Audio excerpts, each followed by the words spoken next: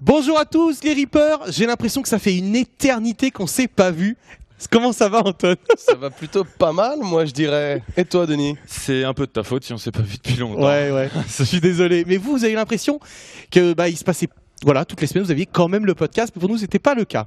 Alors, on va récapituler un peu toutes les informations, toutes les news, c'est sur www.rip-paranormal.com, sur les Twitter de chacun d'entre nous, sur la page Facebook, sur la deuxième qui s'est créée sur uniquement le contenu news que notre équipe du web vous crée de façon journalière.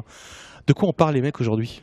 Je pense qu'aujourd'hui on va revenir sur quoi, il y a 3 ans en arrière. Oh là là. 3 ans en arrière.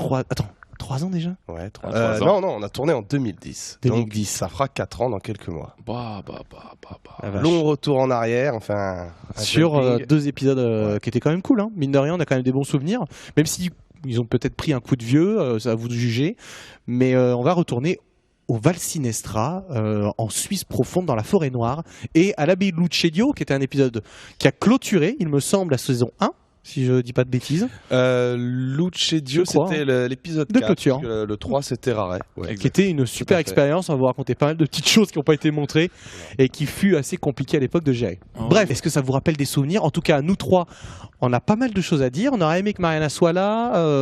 Elle a décidé d'être présente pour le prochain podcast qui sera peut-être le podcast le plus sensationnel, celui sur les équipes américaines. Qu'est-ce que vous en pensez? Qu'est-ce que l'on en pense? Bref, Le plus dur, je crois qu'on est vraiment attendu un tournant pour celui-là.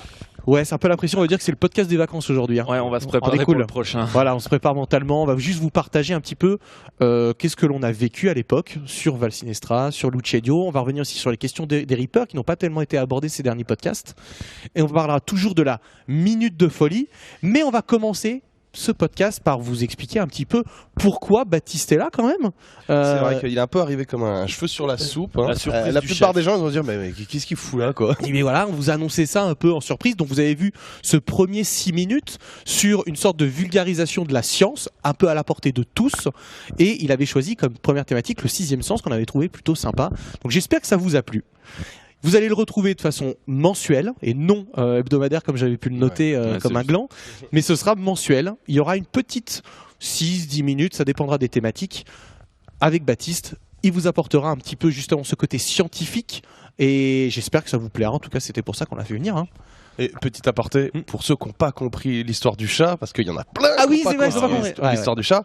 Donc, vous pouvez toujours taper sur Google, hein, le chat de Schrödinger, ça vous expliquera, même si l'article est assez pompeux. Tout à fait. Voilà, mais ça explique vraiment l'état par rapport à une vision quantique des choses. Voilà. Moi, c'est pas le sujet, on va pas se lancer sur l'explication C'est là-dessus. Mais en tout cas, Vous posez les trouverez questions à tout sur Baptiste, hein. Internet. Oui. Posez-lui les questions, il est là pour ça aussi. Maintenant, il ne faut pas hésiter, il y répondra à chaque fois, il prendra beaucoup de plaisir à le faire. C'est vraiment son truc. Je pense que certains le connaissaient déjà, il l'avait déjà vu sur d'autres trucs, sur des émissions, ce genre de trucs. C'est vraiment un bon gars, posez-lui les questions, c'est là pour ça qu'il est avec nous. Et peut-être que, on verra, peut-être qu'il sera avec nous une fois dans une enquête, peut-être une fois, ça arrivera peut-être une Pourquoi fois. pas Pourquoi Il pas va nous faire une machine à remonter le Alors, temps. on aimerait beaucoup une machine. Baptiste, fabrique-nous une machine à contacter les fantômes, ça nous arrangerait parce que les dictaphones que l'on a, ce n'est pas suffisant. Donc voilà, rentrons dans le vif du sujet, le Val Sinestra. Si vous avez un mot comme ça qui vous vient, quand on est arrivé au Val Sinestra, c'était notre première enquête pour Planète No Limites. Qu'est-ce que vous en avez pensé? En un mot, là, Ouais, premier sentiment. Ouais. Waouh, qu'est-ce qu'on fout là? C'était imposant, quoi, c'était. Denis. Moi, Shining. Putain, j'allais dire la même chose. Ah ouais, Shining, il y a ce truc isolé, perdu. C'est vrai. Et t'arrives, tu fais, en plus c'était magnifique, hein. Ouais, mais il n'y avait pas Jack Nicholson, ça pouvait pas être Il Shining. n'y avait pas Jackie. Jackie était pas là, il était en cure de désintox. Il était parti la Ouais, veille. Il était parti la veille, Jackie, malheureusement, où il nous avait laissé ses chambres. Mais cet endroit était quand même un peu imposant. C'était notre premier truc. On avait fait quoi avant? Avant, on avait fait les 2 enquêtes de Vos, le pilote et puis W9. W9. Ouais. Et puis on avait fait toutes les petites enquêtes dans l'Ain, Ah oui, Saint-Sorlin, Saint-Sorlin. Stilbourg. On avait fait voilà. Puy-Martin, je crois même. On l'avait déjà avait fait fait Puy-Martin pour On l'avait déjà 100% mag, ouais. Il avait Ouais. déjà été. Ouais. Et on est arrivé au Val Sinestra. Moi, j'ai trouvé ça génial, le voyage, la voiture. Quand on s'est rendu sur place, c'était cool, quoi. C'était humainement, c'était l'apothéose parce que c'était le lancement, c'était le départ. Où est-ce qu'on va? Comment? C'était le premier tournage, la première enquête. On nous avait dit voilà, tout feu, tout flamme, allez-y. Donc c'était un peu Excitation et panique. Panique aussi. C'est vrai qu'il y avait un petit peu de stress, mine de rien, parce qu'il y avait le producteur qui était là pour la première fois aussi. Ah oui, c'est Qui était venu, Olivier était venu. Et anecdote, hein, ça s'est tellement bien passé qu'il est quasiment jamais revenu après. C'est vrai en plus ça. Il est revenu au Loches, au Donjon des Loches. Il est revenu à puis en saison Et puis 3, il est en saison- revenu une fois en saison 4. En Il saison est une fois par saison en fait. Hein. À peu Donc près. comme quoi, vous voyez, il nous faisait confiance tellement c'était rodé, hein, tant mieux pour nous. Ouais, c'est clair. On n'a pas trop de stress mine de rien venant de côté-là. l'extérieur de la prod ou de la chaîne sur le tournage. Et cette aventure avec Planète No Limite commençait plutôt bien. Oh oui. Oui, très bien. Alors, on va revenir sur le Vaccinestra. Il y a plusieurs éléments. Vous avez probablement des questions. Pourquoi un médium qui était venu? Très C'était quand même important. notre première enquête pour eux et on avait fait venir un médium d'entrée. Ça, c'était quand même assez courageux, mine de rien, quand on y repense. On l'a pas vu comme ça. Hein. Bah, surtout qu'à l'époque, on n'était pas pour quoi Bah non. spécialement. Ouais. Ça s'est un peu fait comme ça. Comment ça s'est fait déjà? Comment ça s'est fait? Ça s'est fait.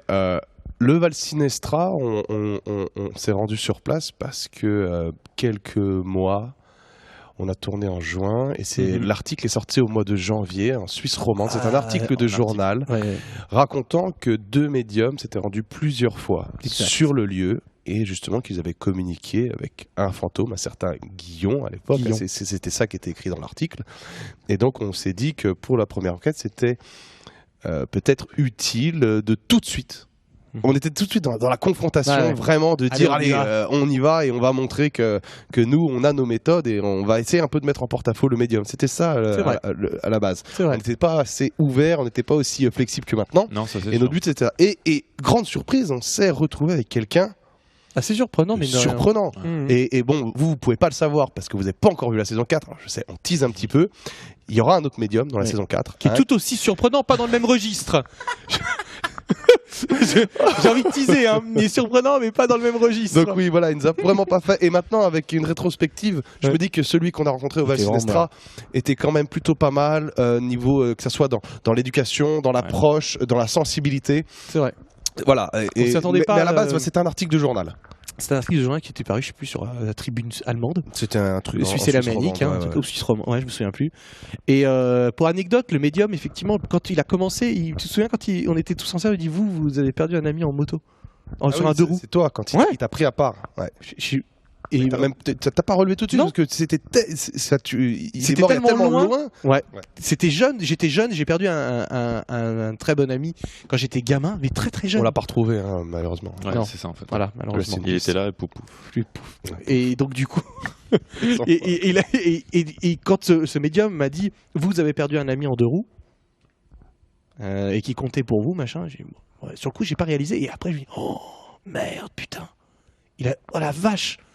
Et du coup, il y a une sorte de ma part, en tout cas, une sorte de respect. J'étais plutôt dubitatif de qui était ce médium. Et il en faisait pas des caisses. C'était assez cool, mine de rien, pour le premier. Comparé à celui de la saison 4, il en faisait pas des caisses, c'est sûr. Ah oui, c'est clair que là... Denis vient de lâcher un morceau. Voilà, on enchaîne les conneries. Lâcher un morceau, les caisses. On va avancer comme au deuxième point du Vaccinestra, qui... à mon avis, peut-être pour expliquer un peu le médium, parce que c'est vrai que vous avez vu cette scène où il est dans le couloir. Alors, quand il... Voilà, quand il a cette sensibilité. Alors, il faut savoir que... C'est toi qui l'as eu en interview d'ailleurs. Oui, c'est moi qui l'ai eu en interview. Voilà, qu'il avait ses dons ou ses visions sur l'émission depuis des années, qu'il avait voulu toujours travailler dans le respect, sans forcément faire parler de lui. Hein. Il ne fait pas de vente ou de prospection, je vais dire, il ne fait pas de pub pour lui. Et donc il était... Et c'est gratuit, toutes ces interventions étaient gratuites. Tout était gratuit. Et franchement... juste payer le transport, normal. Ce qui est logique. Mais il faut savoir qu'il s'est déplacé quand même parce qu'il habitait à Berne. Il a fait 3 heures de route aller, il est reparti juste pour venir parler pour nous et pour le Valsinestra. Et voilà, je voulais juste parler de cette scène du couloir qui a, forcément, on en a déjà parlé, des montages qui sont forcément coupés, on ne peut pas laisser toutes les scènes, mais il avait une sensibilité, il a réussi à décrire ce fantôme qui habiterait le Valsinestra, ce Guillon, ce soldat qui est mort pendant la Première Guerre mondiale. C'est bizarre d'ailleurs parce qu'il n'est pas mort dans le Val. Non, il n'est pas mort dans le Val, il est mort en Belgique, apparemment. Mais il reviendrait au Val. Mais en fait, il l'a expliqué avec une certaine sensibilité, une certaine pudeur dans ses mots. Et on n'a jamais eu cette sensation, en tout cas personnellement, qu'il était là pour faire du show, pour mentir. Et je sais pas, il avait toujours ce recul. Donc voilà, là c'est aussi un peu pour répondre aux gens sur Internet qui nous disent oui, mais vous savez, les médiums sont sont pas tous pourris, parce que personnellement, j'ai posté un post sur ma page, sur ce que vous avez tous vu sur W9. Je n'ai pas critiqué les médiums, j'ai critiqué le programme, mais je dis juste que les médiums, c'est quoi ce programme? C'est très, c'est le truc qui est passé à Halloween. Oui, c'était Paranormal, ou je sais pas trop quoi, okay. sur le Paranormal, sur les fantômes. J'ai pas vu l'émission. Et juste, ils ont fait en sorte, avec le montage, de tourner les médiums en ridicule. Voilà, bon, ça, on le savait. Donc, j'ai pas dit que les médiums étaient mauvais, je dis juste que les médiums qui ont certaines pudeurs, certains recul et respect, ils sont très, très rares. Ouais, et c'est ceux d'origine qui passent pas en télé, hein. Mine de rien, et 1000, donc c'est son nom. 1000. Il est venu parce que la propriétaire, il s'entendait bien avec la propriétaire. Et que voilà, je me souviens qu'on avait fait les démarches pour pas que soit pris vraiment au sérieux, sa démarche soit prise au sérieux. Oui. Et c'est vrai qu'on l'a pas trop confronté, mine de rien. On voulait le confronter, et il nous a plus ou moins convaincus, et c'était cohérent. Ouais. Parce que le but, c'est pas du tout comme en saison 4 où justement on le confronte, ce médium un peu comme un test. C'était plutôt un intervenant, interview pour nous donner des détails. Un peu plus de contenu sur l'histoire du Val. Voilà. Parce qu'il n'y a pas une grande histoire, mine de rien, au Val Sinestra. Il n'y a pas une grande histoire, non. Mais le background du lieu fait que. Voilà, il est cool. Il est cool et il est glauque. Il est glauque. C'est vrai que c'est un endroit. Pour moi, c'était assez impressionnant parce que ce médium, en fait, déjà, il est venu parce qu'il fait partie des témoins en fait du lieu. C'est quand même grâce à lui qu'il y a eu un article XY. Donc c'est vrai que c'était normal qu'il soit là. Bon, après, voilà, pour nous, c'était un peu spécial de se confronter à ça. Mais c'est vrai que ce mec, il a un avantage, c'est qu'il est pas, comme ce qui a pu se passer dans l'émission, il est pas extravagant, en fait. Non. Donc du coup, c'est quelqu'un qui vient pour te dire, voilà, ce qu'il ressent. Et c'est cool. Moi, je trouve que ça joue en sa faveur. Hein. C'est génial. Très clairement, ça joue en sa faveur. Ah, complètement. Ça change des personnes qui sont très folkloriques. Et donc, du coup, tout de suite, tu as une sorte d'a priori, même si il devrait pas avoir lieu d'être, cet a priori, mais malheureusement des fois avec le physique ou le comportement, on juge d'avance malheureusement. Et dernier point sur ce médium que je veux vraiment souligner, c'est que c'est vrai qu'en général à la télé, les médiums qu'on voit, à chaque fois, en général, ils nous parlent d'entités qui sont agressives. Ah, vous approchez pas de lui, il est derrière vous, je sens. Il est mauvais, il y a quelque chose de lourd. Là, j'en fais des caisses, mais c'est presque ça. Alors que lui, pas une fois, il n'y a pas de méchanceté, il n'y a pas d'agressivité. Oui, c'est une entité qui est là, alors je l'expose. Il n'y a pas de méchanceté, il n'y a pas de gentillesse, elle est neutre. Et ça, ça nous a vraiment convaincus tout de suite. C'est clair que ça change du médium qu'on a eu cette année, qui lui en fait plutôt des caisses. Complètement. Voilà. Voilà. Merci Antoine pour ces points sur le médium. Mais effectivement, voilà, en tout cas, vous en off, vous savez qu'en tout cas, on a apprécié cette expérience avec ce médium-là. Ensuite, dans le Val Sinestra, il y a l'élément fort, l'élément clé. Je suis comprimé. C'est pas bon. Vous avez des contraintes. On vous tease. De quoi ils sont en train de parler. Vous verrez, rendez-vous au printemps sur Planète Plus No Limit et Action Experiment. Ça sera l'épisode du Château de Lanquet. Ne le ratez pas. Incroyable. Ça va être un monument, je pense. Donc, je disais, le point clé, cette voûte du Val Sinestra, un élément fort qui nous interpelle, cette cuillère. D'ailleurs, si vous buvez votre café, faites pas tomber par terre, s'il vous plaît. S'il vous plaît. La cuillère. Alors là, tu commences là, là, je crois que je peux. Allez. Ah bah oui, c'est vrai. Là, tous les deux. Là, on revient sur un des points clés de l'épisode, en fait. La cuillère. Faut dire que c'est quand même assez impressionnant le Val Sinestra. C'est quand même des grandes pièces. Ça fait office d'hôtel, de repos, je sais plus. Donc c'est des très grandes salles. C'est une salle de buffet, donc elle est énorme. Voilà, elle est énorme. On a un grand coin buffet, on a beaucoup de tables, de chaises. Et donc on est en train d'enquêter. Donc on se promène dans ces couloirs. On finit par cette grande salle. On a un calme qui est assez impressionnant. Une ambiance qui est quand même malsaine, puisque moi je me souviens que quelques secondes avant, tu te prends le lustre. Je flippe d'un lustre que j'ai pas vu. Preuve qu'on a une tension. Et là, on rentre. Antoine commence à s'énerver. Je me souviens, tu t'énerves, tu provoques, mais assez violemment. En plus, et vous n'avez pas tout vu. On n'a pas tout vu. C'est vrai que on n'a pas tout montré, mais c'était une provocation assez violente. Était costaud.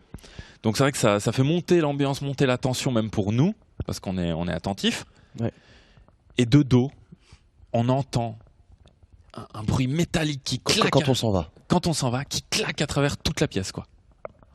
Et là, on est pris d'une panique. D'une panique, et puis aussi d'un manque d'expérience à l'époque. On n'avait pas fait les repérages adéquats pour savoir où étaient les interrupteurs, où étaient les lumières, pas comme maintenant. On a des erreurs. Donc, et c'est pour ça qu'on fait tomber, tu sais, ces sortes de cartes où sont présentés les menus, ils s'explosent par terre en pleine nuit, ça fait un boucan. Moi, je sais plus où je suis, je crois que je suis au QG. Toi, t'es au QG en bas. T'es au QG en bas. Et quand je vous vois arriver... Bah, le truc, c'est que, voilà, on fait tomber ce menu. On cherche la lumière. D'accord, on cherche, on trouve pas la lumière. Putain, elle est où on en souvient, il y avait des interrupteurs partout. Ah oui, Parce qu'il y avait le couloir, c'est un il y avait hôtel. les pièces à côté. C'est vraiment un hôtel Voilà. pour les personnes âgées. Donc ça a une structure d'hôtel. Et effectivement, il y a plein d'interrupteurs, il y a beaucoup d'informations. C'est notre première enquête pour Planète, vraiment. Donc du coup, on manquait un petit peu d'expérience. Donc Bien comme tu sûr, disais, le repérage, bien sûr. c'était pas assez carré. Non. Alors que normalement, c'est les quelques heures que l'on fait avant l'enquête servent justement à ça, à noter où sont les interrupteurs, où sont les prises, comment on accède à telle ou telle pièce, pour ne pas être surpris la nuit, parce que la nuit, vu que c'est le noir, on perd nos repères. Je leur explique pour que qu'ils comprennent vraiment que lorsque ça vous arrive, vous dealez déjà avec cette panique, cet événement, et en plus dire merde, il faut qu'on trouve quelque chose de rationnel pour essayer de comprendre ce qui vient de se passer. Ouais, Complètement. Et je dois même dire, avec une rétrospective sur toutes les enquêtes qu'on a fait, que cette cuillère, On en a parlé longtemps, merde. Hein. ça reste, Franchement. ça nous est jamais réarrivé, Non. excusez-moi, un phénomène d'un déplacement d'objet comme ça. Et c'est la raison pour laquelle je pense que vous attendez tous à avoir nos avis sur cuillère, vrai ou pas vrai. Mais vous allez tout savoir, même si on l'a déjà écrit. Mais bon, tout le monde ne va pas lire les posts ou les réponses de tout le monde, donc on a déjà expliqué. On va y répondre. Mais cette cuillère, si vous regardez bien l'épisode, voilà, dans le plan 3D, vous avez dans ce milieu de cette salle, vous avez 4 poteaux. Ah oui, il y a les poteaux, exact. Il y a des tables et il y a un buffet en forme de L. Et la cuillère, là où elle est retrouvée, d'accord, elle ne peut pas venir du côté gauche du buffet parce que justement, tu as les poteaux et tu as un angle et elle ne peut pas. Elle peut pas, sauf si elle rebondissait un poteau, et elle repartait dans l'angle. Parce qu'en fait, il y a des bacs. Il y a des bacs à cuillère sur le L. Voilà. C'est noté ça dans le truc. Oui, c'est noté. Et il y en a sur les tables. Il y a des cuillères, des cuillères, fourchettes, couteaux. C'est une salle de déjeuner. Hein. C'est ça.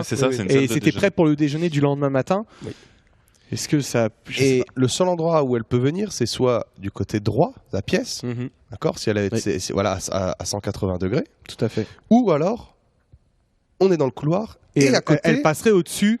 Tu vois ce que je veux dire Au-dessus. Ouais, tu peux la faire, mais forcément depuis la cuisine. Alors là, c'est un petit peu brouillon. Imaginez la pièce. Vous avez une porte fermée à clé, une deuxième fermée à clé, le couloir et une porte battante qui mène à la cuisine. Et c'est cette fameuse porte battante qui nous mettra ensuite la puce à l'oreille le deuxième jour, puisque dans cet hôtel, il y a des vieilles personnes qui sont toutes au 3e étage. Donc non, ne vous inquiétez pas, c'est pas Pépé Roger qui a descendu les escaliers pour jeter la cuillère.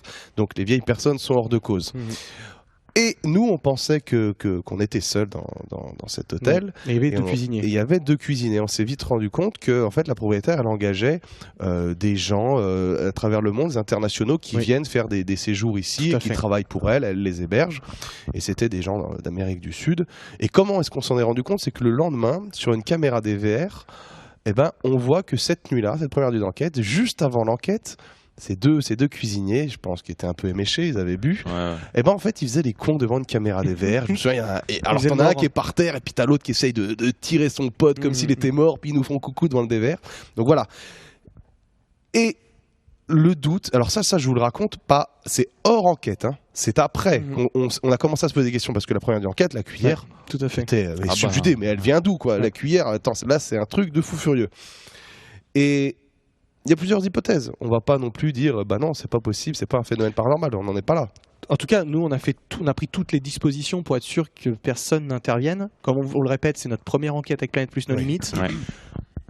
Aujourd'hui, dans quasiment, je crois, toutes les enquêtes, il n'y avait plus personne. Il n'y a pas de propriétaire, jamais eu personne. Le Vaccinestra est une des exceptions parce qu'on ne pouvait pas vider les personnes âgées, on pouvait pas, c'était compliqué. Dans le froid. Dans le froid. Et le Vaccinestra, le Vaccinestra est totalement isolé, donc c'était compliqué. Et c'était le deal, c'est qu'on ne pouvait pas accéder au 3e étage. Et eux ne sont pas descendus de la nuit, pour sûr. Maintenant, effectivement, on a un doute avec ces 2 cuisiniers, mais il n'y a rien qui atteste qu'ils étaient présents à ce moment-là. Non, parce qu'on les aurait vus, en fait. C'est le bénéfice du doute. On les a entendus, parce que quand on les voit sur la caméra, ils sont un peu éméchés. Alors on les a entendus, oui et non, parce qu'avec Denis, lorsqu'on était dans cette salle, au bout d'un moment, je m'en souviens, on en parle, la scène était coupée parce qu'elle était trop longue. Et il y a eu un bruit qui venait du couloir, alors qu'on était au fond de la pièce. Et on a me dit, il y a quelqu'un? D'accord. Il y a quelqu'un ou pas? Et on n'a pas fait attention, voilà, survient la cuillère. Et moi, c'est plutôt, j'essaye de voir la chose avec un recul. Donc 4 ans plus tard, on a refait plein d'enquêtes. on n'a jamais eu un déplacement d'objet d'une telle intensité. Non. Donc pour ma part, je suis persuadé que comme les accès étaient fermés, Donc, sauf cette porte tu battante, remettrais en cause notre conclusion. oui, c'est pas que je remettrai en cause, parce qu'on le dit. On dit très clairement qu'on ne peut pas se prononcer parce qu'on n'a pas l'origine Ouais, je sais. de la cuillère. Et on n'a toujours pas l'origine de la cuillère. Donc là, je parle d'un avis personnel, de mon sentiment. On n'est pas dans... Prenons le côté Voilà. le plus terre à terre, l'explication la plus rationnelle, et puis effectivement, Voilà, c'est- si on parle de côté terre-à-terre rationnel, Ouais. je pourrais mettre la faute sur une mauvaise blague venant de ces deux personnes, puisque les possible. portes battantes mènent à la cuisine et mènent au quartier possible. où ils dormaient. c'est vrai. Et voilà, ils nous ont vus, ils ont voulu faire une blague. Bon, voilà. Deuxième hypothèse, Guillon, ce fameux fantôme, C'est manifesté Et- à nous. est une entité surpuissante. Voilà. C'est possible. Enfin, voilà, il n'y a pas de double mesure. De mon avis. Hein. C'est possible. Après, moi je l'ai revu ce matin. Qu'est-ce que tu en penses? Qu'est-ce que t'en penses, toi? Il y a un détail, moi, qui m'a quand même choqué. Bon, la porte battante, oui et non. Oui et non, parce que je me dis, on est quand même dans un calme, on est quand même. Est-ce qu'on ne l'aurait pas entendu quand même? Tu vois, est-ce qu'on n'aurait pas quand même entendu un mouvement On ou quelque était chose? déjà bien au milieu du couloir. Je sais pas Ouais, si tu te souviens, ouais, on était au ouais, milieu je du suis couloir, d'accord. la porte battante, elle est quand même Je suis plus loin. d'accord, mais bon, tu vois, ça veut dire qu'ils sont dans la cuisine, ça veut dire qu'il faut qu'ils soient vraiment silencieux. Tu vois, t'as peut-être toujours un moment où ils auraient pu faire une erreur, un bruit. Non, puis attends, ça Surtout voudrait s'ils dire quand sont même un qu'il petit faut peu qu'ils éméchés. aillent à la porte battante, glisser derrière le L. Non, non, non, non, Discrètement, parce prendre que la t'avais cuillère. juste à pousser la Ouais, porte ouais. battante et tu l'achetais. Puis Et bon, elle ils atterrissait sont- Et exactement. en partant du principe qu'il l'aurait déjà prise, Voilà. en préméditant le Mm. truc. Ah oui, oui. c'est ça oui. aussi. Et sachant qu'ils étaient quand même bourrés, parce que quand on les voit sur la vidéo, avant qu'on commence C'est l'enquête, vrai qu'ils étaient secs. ils étaient secs, les mecs. Le mec était en train de simuler, en train de tuer son pote. Ils étaient Bah, complètement c'est un cuits. problème, c'est qu'ils sont dans un lieu isolé, ils se font chier, ils sont tous les deux. Enfin, je veux dire, voilà, ils ont pas d'amis, personne, il y a aucun contact. Bon, voilà, ils picolent un peu, ils passent leur soirée comme ça. Bon, là, ils ont voulu peut-être jouer avec nous une fois sur la DVR. Si on reparle de la cuillère, moi, je suis mitigé quand même parce que faut pas oublier un truc, c'est que le lendemain, le médium dit quand même que Guillon a voulu jouer avec vous par le biais de cette cuillère et il va continuer à jouer avec vous ce soir avec vos batteries. Et ça, c'est un passage que j'ai revu, Ouais, que je j'avais sais. complètement oublié. Ouais, je m'en souviens de ça. Donc je me dis, est-ce qu'elle lui a dit qu'il s'était passé un événement? Est-ce qu'il a joué avec Ouais, cet on événement? n'était pas encore assez rodé. Voilà On a peut-être pourquoi balancé des on infos, a- parce que normalement, on balance pas les infos au proprio jusqu'au dernier moment avant qu'on parte. Donc- Et encore, on dit pas toujours. Non, non. Même en partant, on dit pas toujours ce qui s'est passé. Et vous pouvez demander, par exemple, à Jérémy, quand on est allé à la Ouais, crêperie, tout à fait. on leur a dit ce qui s'était passé 5 minutes avant de partir. C'est ça. Comme Ouais. ça, il n'y a pas d'infos, ils nous influencent pas, on ne les influence pas sur rien le temps de l'enquête et du tournage. Donc je me Mais dis, voilà, Val Sinestra, il est il possible. y a un J'ai pas souvenir là. 50-50. Moi, pour moi, il y a un 50-50 qui reste quand même. Qui reste. Ce Oui, phénomène oui. est énorme. Il y avait la chaise aussi qui était déplacée au même endroit que la cuillère. Bon, il y a plein de petits événements qui font que on peut aller dans un sens ou l'autre. Après, c'est vrai que même nous, pour nous aujourd'hui, pourtant on était tous les deux, on l'a vécu. Ouais. On est On ne pourra mitigé. jamais savoir. On est On ne mitigé. pourra jamais savoir. Jamais Voilà. revenir sur ça. Jamais. Non, non, non. Ok. Ou alors, bah oui, la loi de Murphy, on a eu la chance. Première enquête, Ouais, ouais. le plus gros événement, quoi, ou le plus gros Possible. déplacement d'objet qu'on a Possible. jamais eu, peut-être. Hein. C'est Ah, ça, possible. c'est ça, possible. mais C'est possible aussi. C'était très très fort parce que effectivement l'ambiance, tout ça a Ah. joué. Mais la cuillère, alors on l'entend quand même dans l'épisode. Hein, elle Ah oui, rebondit, oui. elle tape. Ding, elle a ding, été jetée avec une force. Hmm. Il y a la chaise aussi. Ouais, c'est ça. Ah ouais, Il y a aussi c'est- la chaise c'est aussi ça, déplacée la au chaise même est endroit que la déplacée. cuillère. C'est pour ça qu'on a quand même beaucoup d'arguments pour le phénomène paranormal et on a quelques arguments on a pour un élément perturbateur qui est Oui. important. C'est ça, c'est que c'est Exactement. un élément Qu'on perturbateur. ne peut pas annihiler parce qu'il est quand Bah même non, là et il est là. pourrait être Il- malheureusement la source de cet Voilà. événement. Mais ça, c'est bien qu'on en parle dans ce podcast. Voilà, Oui. ça fait 4 ans. Mais je pense que vous n'étiez pas au courant de ces cuisiniers, puisque faut savoir qu'on l'a su voilà, le lendemain et on en parle maintenant. Et c'est bien d'étayer aussi à la fait. réalité de ce qui s'est passé en dehors et derrière la caméra, ce que vous ne vous avez pas vu dans ces épisodes. Donc, c'est pour ça aussi que c'est important d'en parler. On à n'est pas là pour cacher les choses. Non, non, non, et- bien Ah non, évidemment. non, c'est important Si d'en on parler. fait cette démarche-là, c'est vraiment parce qu'on veut partager nos aventures avec vous, nos doutes, nos certitudes. On en a quand même quelques-unes, mais même si on n'en a pas beaucoup, mais on en a quand même quelques-unes. Et de revenir un petit peu avec vous sur ces événements-là. Ensuite, le Val Sinestra, je pense qu'on l'a pas tout dit, mais on va pas non plus retravailler toute l'enquête. Mais il y a quand même aussi ce qui s'est passé avec ces Tokiwoki. C'était vraiment fort avec Seb à ce moment-là, avec ces Tokiwoki. Qu'est-ce qui s'est passé pour vous comme des problèmes techniques? J'essaye de me souvenir de la scène, parce que pour être honnête, j'ai pas été assidu, hein, j'ai pas regardé l'épisode, oui, parce que non, on ne regarde pas les épisodes, on les connaît pas tous. Il y a même, je crois qu'il y a un épisode ou deux qu'on n'a pas vu, parce que comme on fait les enquêtes, on n'est pas. Mais c'est pas forcément un obligé élément de regarder les important, épisodes. mais c'est un point technique. Hein, après, peut-être Denis. À quel moment tu parles? Tu sais, quand il est dans le machin se met à hurler dans on sait pas d'où. Ouais. Ça nous est pas réarrivé. Ah bah, c'est quand pourquoi on ça revient dans la ça nous a salle. pas réarrivé? C'est ça. C'est pour ça que je voulais en parler. Pourquoi Alors, ça nous a pas réarrivé ce genre de choses? Chronologiquement, ça survient 15 ou 20 minutes après la cuillère. On revient dans cette salle avec Seb. Oui. On avait déjà la démarche d'essayer d'avoir un autre point de vue, parce qu'il n'y avait que Denis et moi, et on voulait. Oui. Ça ne nous est pas arrivé, je pense, puisque c'est dur à dire. On est encore entre deux eaux comme la cuillère, puisque je peux pas mettre de côté le phénomène paranormal et m'en débarrasser, dire non, parce que c'était il y a 4 ans, je n'ai pas les données, je n'ai pas des nouvelles données pour changer mon jugement, je n'ai pas de nouvelles données.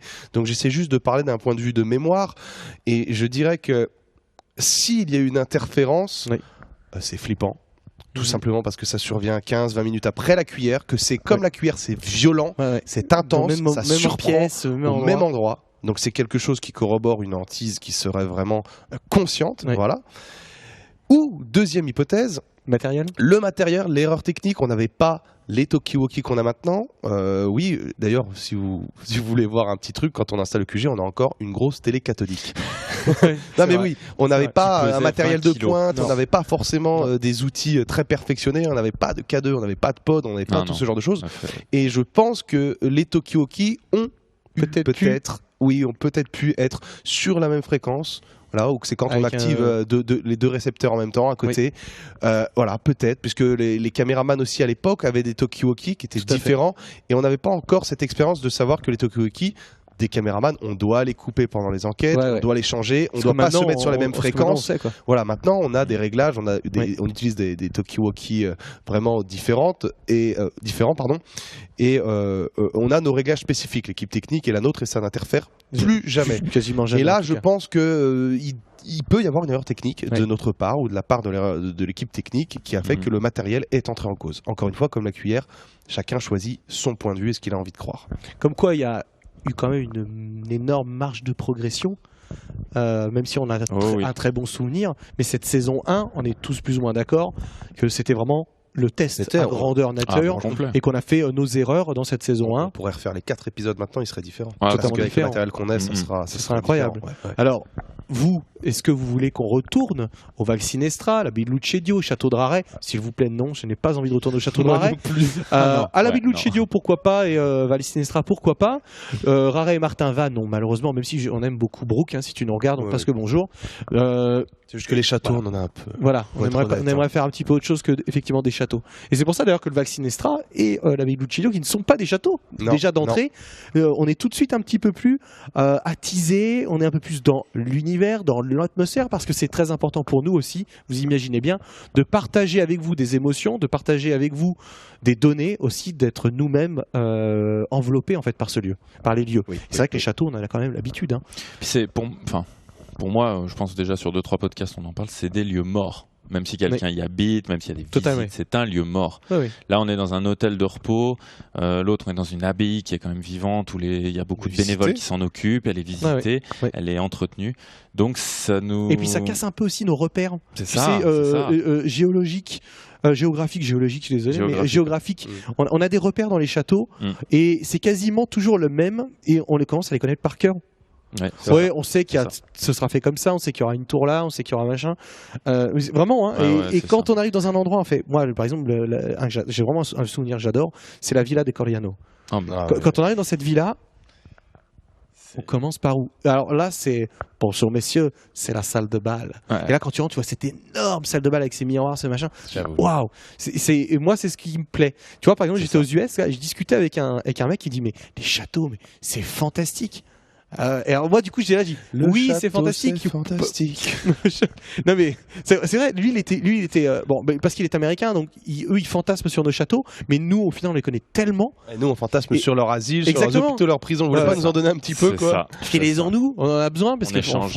franchement c'est compliqué. Sur le nombre de gens qui nous disent vous voulez pas aller dans les prisons, dans les asiles, mais j'aimerais bien, mais il y en a Si pas vous en en avez, France, les amis. envoyez. Ah ouais, balancez à Mariana si vous avez des infos, des contacts sur le site. Ouais. Envoyez si nous vous avez demander des les mêmes adresses. lieux que genre la maison d'Em et compagnie parce que c'est bon. C'est mort, c'est mort. Ça c'est mort, on ne réglé, pourra ça. pas les faire hein, et c'est compliqué. Carrément. Donc voilà pour clôturer un petit peu le Val Sinestra. Est-ce qu'il y a Sinestra. encore un dernier truc que vous avez envie de dire? Oui, on pourrait peut-être reparler de cette scène en bas qui s'est passée. Alors, d'un point de vue topologique, comment est le lieu? Le lieu, il est sur Laquelle 7 tu parles étages. Lorsque tu es avec Denis en bas, ce fameux boom. La Et je veux juste expliquer. J'étais en train de me dire en bas. machine à laver. La machine à- juste réexpliquer comment était fait la salle et en fait Mhm. la rivière qui passe en dessous, cette résonance, Oui. peut-être ça a été expliqué peut-être un peu trop de façon scientifique dans l'épisode, mais la salle elle est voilà, vous avez 7 étages dans le Val Sinestra. C'est pour ça Et- que je disais en bas et 7 étages, mais en fait on est Eh déjà oui, en hauteur. il y a 3 étages trop bizarre comme c'est habités, fait. il y a l'étage de ces baignoires. Oui. Petit aparté, c'est extraordinaire. Ouais, c'est Flippant la nuit Ouais, avec les carrelages en Et vous noir les voyez blanc. d'ailleurs dans le lancement de l'épisode, Ouais. quand Arnaud monte là ça en image, truc noir et blanc, Quelle machin. horreur. C'est vraiment les baignoires C'est de là-bas et les glauque, photos. c'est horrible. Quel endroit c'est on est quoi. horrible.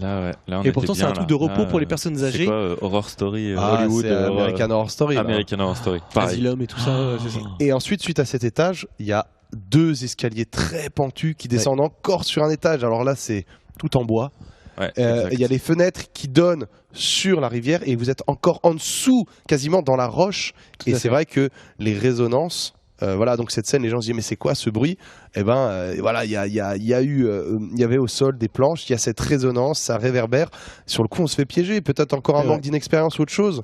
Et on va revenir encore sur un petit truc parce que j'ai reçu je ne sais pas combien de messages privés sur la page RIP où vous êtes quand même des fous furieux, les Reapers. Vous avez mis des arrêts sur image dans cette scène. Ouais, d'accord. Vous êtes des fous furieux. C'est incroyable. Ça dure une demi-seconde Oui. où on voit une ombre derrière Denis ou Nico en fond. Oui. Juste derrière, les gens se disent mais là, attendez, il y a Mhm. quelque chose. Et Donc non, effectivement, malheureusement, non, il n'y a rien. il n'y a rien. Pareil, on a déjà répondu, mais là, on le redit, comme ça, vous le saurez. C'est le preneur de son qui était derrière, tout simplement. Ouais. Il est juste derrière Vous la imaginez caméra. bien qu'il est en perche, soit en perche, soit en train de faire des réglages sonores sur nos micros, Voilà. sur les caméras. Et effectivement, nous, on le notifie pas parce qu'on a l'habitude. Non. Mais et puis dans l'analyse des rushs, quand on regarde, on sait que c'est notre preneur de son. Mais c'est vrai qu'on l'a On l'a pas dit parce que. On l'a pas dit. Et puis au fait, il y a Je aussi sais il y a même. 2 temps. Il y a l'analyse pré-montage, on sait ce qui s'est passé, machin et tout. Et après il y a le montage où le réa Arnaud, lui met ses images, met son truc. Voilà. Et lui, s'est pas arrêté sur ce détail-là, dans le sens où pour lui c'est une image. Et Ouais, plus- puis, pas ou plus que sinon, ça. il est, voilà, comme on dit, il a 20 heures de rush, il est Ouais, là, ouais. Tony, il regarde tout en détail et c'est peut-être le petit truc qui lui a échappé Ouais. et tout, mais Mais c'est pas un fantôme. c'est pas un fantôme, rassurez-vous, même si vous auriez préféré, et même si on aurait largement préféré que ce soit un on fantôme, aurait adoré. que le spectre de Stéphane, Carrément. voilà, qui était là-bas. Alors, un dernier mot où on est bon Bah, sur le pour Val Sinestra, on a Moi, quasiment tout dit. juste pour Est-ce finir, que quand même, Vas-y, dis-moi. c'était quand même un lieu magnifique, paranormalement quand même angoissant, Ouais, stressant. histoire. L'histoire. On a quand même un bel ensemble pour une enquête. Ouais, Donc pour une voilà, première. on a certaines. Il y avait le bunker aussi. Et bunker. Ouais, il y a le le bunker, il y avait cette fameux espèce de charnier. Ouais, là, c'est ça, au Charnier, bunker, voilà. charnier. On n'est pas trop Faux sûr au charnier. final ce que c'était. Hein. Mais donc on a quand même un Alors, lieu et une question. enquête géniale. Denis, est-ce que tu veux y retourner? Ah moi le Val oui, fait Ok. partie de ceux que j'aimerais. Anton? Mais sans hésiter. Ok. Quoi. Le Moi, Val Sinestra, Idem. Je retournerai bien au Val Sinestra. Ouais. Est-ce que vous voulez qu'on Très, y très retourne? grand lieu. Envoyez-nous vos questions, vos réponses, vos affirmations, vos souhaits et vos rêves, et nous serons heureux de les réaliser. C'était beau ça, hein, putain. Magnifique. Putain, c'est beau ce que tu dis, mec. Putain, c'est beau ce que tu dis. Les mecs, ils vont arrêter là. Alors, on va partir sur le deuxième lieu. Un endroit magique, une chaleur exécrable, Des moustiques. des attaques de moustiques en permanence. Rendez-vous dans le cœur de l'Italie, l'abbaye de Lucedio. Un mot sur l'abbaye de Lucedio, parce que j'en ai déjà dit 3. Est-ce que vous en avez un autre? Oppressant. Oppressant. Et premier dilemme pour nous. La religion. Ah oui. Ah ouais, tout ça, ça t'a vraiment marqué ce truc. Bah ouais, c'était on se Moi, heurte à quelque chose ce serait d'impressionnant. hors du temps. des étendues de marécages, machin, rien. Et ce truc en plein milieu, la première fois que t'arrives, tu fais putain. Et j'ai le montage d'Arnaud avec la musique. Ah, avec À chaque fois, je fais. avec le flou sur la route, Ouais, il ouais, va s'incarner ouais. tronçonneuse où on avance. Ouais. Et en fait, il a vraiment réussi à capter Ouais, en c'était quelques images L'ambiance. ce que l'on a vu. Oui. Ce qu'on a vraiment vu, je pense que c'est un des plus fidèles à ce que l'on a vu et ce qu'on a vécu. Ouais, quasiment. J'ai pas Oui. tous les épisodes en tête, mais t'as Oui. raison. C'est vraiment. C'était notre préféré. Et c'est toujours un de mes favoris cet Oui. épisode, hein, Oui. parce que le tournage a été très dur, mais Ouais, l'épisode, c'est énorme. Exceptionnel. On a plusieurs points. Denis en a relevé le premier que j'ai noté. C'est cette confrontation à la religion. Vous nous avez régulièrement posé la question comment on aborde la religion dans RIP, quelles sont un peu nos opinions, donc on va pouvoir leur dire si on est croyant ou pas, ce qu'on en pense, et comment nous on essaye d'aborder ça chez RIP avec nos méthodes, lorsque l'on nous dit voilà, c'est un endroit très religieux, il y a le diable. Ici c'est une guerre permanente entre le bien et le mal. Comment nous on essaye justement de s'immiscer dans cet univers. Qui veut commencer? Bah Denis, il avait l'air. Denis, t'étais chaud là, Ouais. je te sentais chaud toi. Sors ton crucifix. C'est parti. Non, bah moi déjà je suis pas croyant au sens voilà, croyant absolument en religion, pratique, machin. Oui, il y a quelque chose. Bref, on va pas s'étendre là-dessus. Donc c'est vrai que là pour moi c'était assez impressionnant parce qu'on a toujours dit qu'on ne se confronterait pas à la religion. Mais on a quand même eu un lieu impressionnant, un lieu avec quand même une légende qui est à double tranchant. Donc moi je l'ai trouvé sympa, c'est-à-dire qu'il y a quand même cette histoire de sorcière, Oui. il y a cette histoire de diable, il y a cette histoire de bien et mal, il y a cette histoire de moine qu'on apprend. Donc au final on rentre quand même sur un ensemble paranormal à connotation religieuse. Donc on n'est pas que dans la religion, même si c'est quand même une grande partie du lieu. Et du coup on est quand même bien surpris parce qu'on a fait une salle test qui est quand même assez la première. voilà la première qui est quand même juste géniale pour nous parce que on met en place certaines choses qui sont quand même sorties des bureaux, donc c'est cool. C'était On quand même rentre, assez excitant mine de rien. Bah ouais. Quand tu t'as dit génial. on fait une salle test machin, ok on fait une salle test, comment on fait une salle test, comment on relève ce défi. Et Bah, c'était plutôt par rapport au lieu, parce que la salle test, on l'avait déjà pensé depuis longtemps. Oui, depuis Elle longtemps. était déjà écrite, Ouais, ouais. mais on n'avait pas le lieu pour s'y porter. Ouais, et tout à celle-là, fait.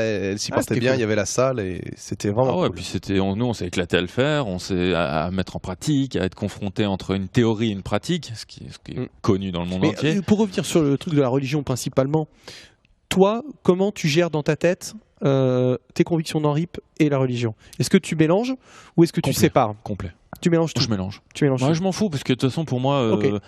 ce que je pense de la religion revient au même que ce que je cherche, ce qu'on cherche. Pour moi, ce qu'on cherche Non, mais c'est très dans RIP, intéressant ce que tu dis. sur le paranormal. Ok. Je peux l'englober. Et entier. toi, Anton, comment tu fais? Tu sépares ou tu mélanges? Alors, personnellement, je vais le séparer, puisque la religion, pour moi, c'est un stade moral. Mhm. C'est pas un stade que l'on peut étudier, Mhm. d'accord. Mais ensuite, dans toujours ma façon très binaire de procéder, voilà, je suis comme ça, j'y peux rien. Non, mais c'est ce qui est bien aussi. Parce qu'il y a des gens qui vont se retrouver aussi dans ta façon de voir, Oui, bien dans la façon sûr. de voir de Denis, dans la mienne. Et c'est ça qui fait la force de RIP, c'est qu'on n'est pas formaté Non, on n'a pas les mêmes. à la même chose. C'est-à-dire que ça nous arrive souvent de se prendre un peu la tête, on n'est Oui. pas d'accord, on dit ouais, moi je suis pas d'accord avec ça, c'est bien, c'est cool. On a un protocole linéaire, mais chacun peut y mettre aussi ses pièces. Bien sûr. Donc, moi, dans ma façon binaire de penser, s'il y a une vie après la mort, Mhm. eh ben, je vais étayer les hypothèses. Donc, la science quantique. Mais tout à fait. Non, mais- J'étais lancé dans- Non, mais- Bien évidemment. Non, mais la science quantique, Mm. les univers parallèles, Oui. premier point. Ensuite, on peut pas mettre de côté la religion. Effectivement, l'enfer et le paradis pourraient exister. Mhm. Ensuite, le néant, le trou noir. Voilà, Mhm. puisque nous n'avons aucune certitude et personne ne sait, personne ne saura jamais ce qu'il y a après la mort.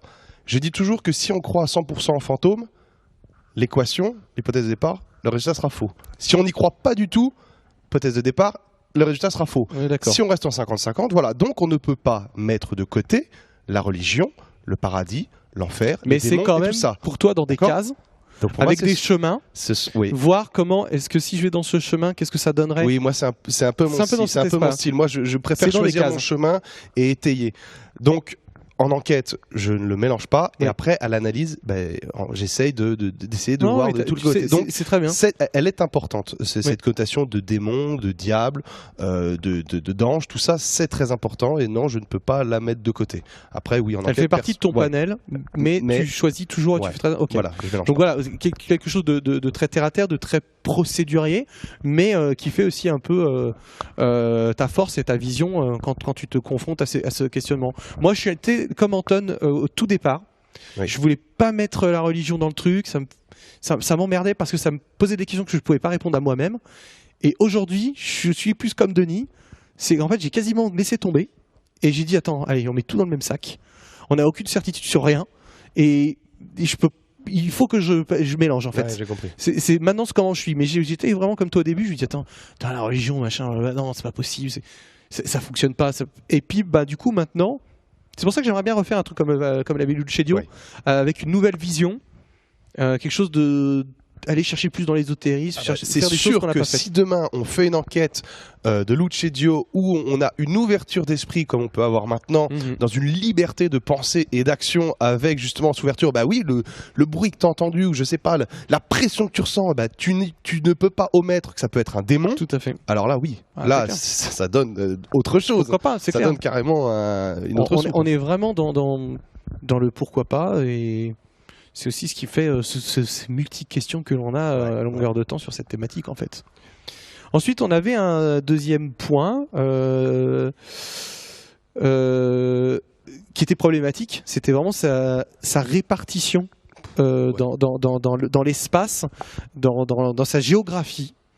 On a une légende qui est très compliquée. Il y a 9 légendes en tout. Exactement. Mais c'est vrai qu'il y a la légende principale. La légende principale, vas-y. mais c'est vrai que comme tu dis, il y a toute une ramification de plusieurs légendes autour avec le sabbat, les sorcières, le diable, les colonnes qui pleurent. les colonnes qui pleurent, les histoires macabres sur les moines. Ah ça c'est oui, c'est horrible. Putain, j'avais complètement oublié qui ça, était- la qui salle était- de jugement. Qui était abominable quand même. Et on a donc cette abbaye, cette ancienne église, et le cimetière de cimetière. Darola, Et le truc de la Madone. et le truc de la Madone, C'est quoi, là où le il y avait truc les C'est quoi le pigeons. truc Parce qu'on parle du truc. Non, c'est pas. C'était un clocher, Non, il y avait. Tu as l'abbaye, l'abbaye centrale. tu as le cimetière. Le cimetière de Darola à Tout l'extérieur. à gauche, là où il y avait ce loup. On en reviendra peut-être dessus. putain, la Madone. Oui, mais ça s'appelle comment le sanctuaire de la Madone. Le sanctuaire de la Madone. Cimetière, sanctuaire. Alors lui, il fallait prendre abbaye. vraiment la voiture parce que c'était quand même. Ouais, et ce clocher. Et ce clocher. Voilà. Et l'abbaye de Lucedio, c'est ça en fait. C'est plutôt une sorte de grand parc avec différents. Quand Ouais. je dis parc, c'est pas parc d'attraction, attention. Hein. C'est vraiment un grand parc avec ses marais autour, avec différentes zones. Et qu'est-ce que c'était compliqué pour y enquêter. Il faisait combien de degrés? On y est allé au mois d'août.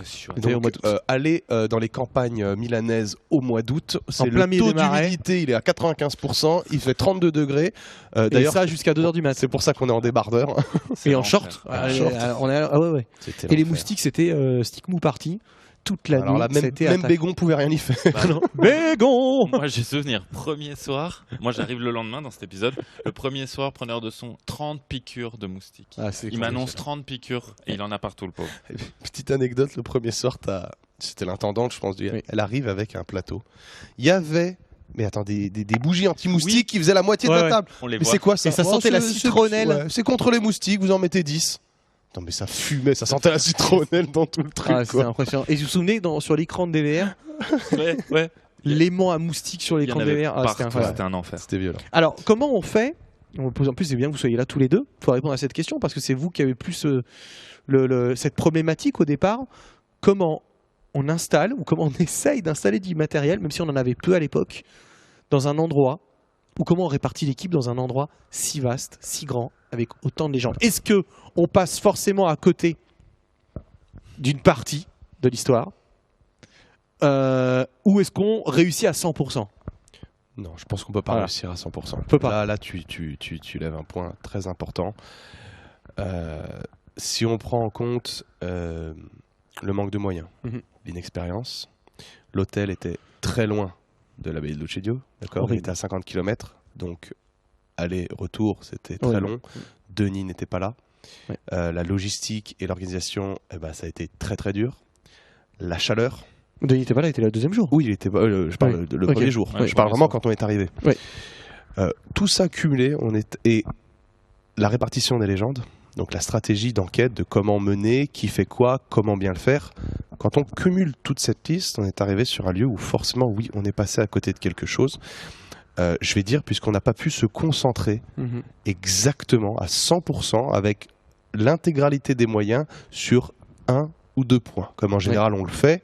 On a une salle des tortures, je sais pas, dans un château, hein, d'accord, où un couloir il s'est passé ça, et on a 1 et 2 nuits d'enquête pour vraiment étayer, comprendre, s'organiser, changer les moyens. Là, on arrive dans un lieu où il y a 9 légendes, mais c'est pas 9 légendes d'une phrase, ce sont des légendes quand même conséquentes. Ah oui, c'est Le dossier de l'abbé de Lucedio, juste en légende, il fait 12 pages, c'est-à-dire que on raconte énormément de choses sur ces légendes. C'est pas, voilà, il y a des détails, il y a des dates. C'est sûr que c'est pas Bonaguil. Voilà, c'est pas Bonaguil, exactement. Bonaguil, il y a une phrase, il y a une dame. Voilà, c'est blanche, Fumel, elle est sur les remparts, et voilà. C'est tout. Là, Bonaguil, c'est le petit Robert du paranormal à lui tout seul. Voilà.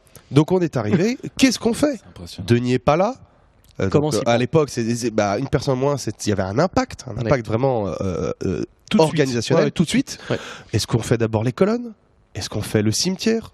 Ou est-ce qu'on fait le sanctuaire ?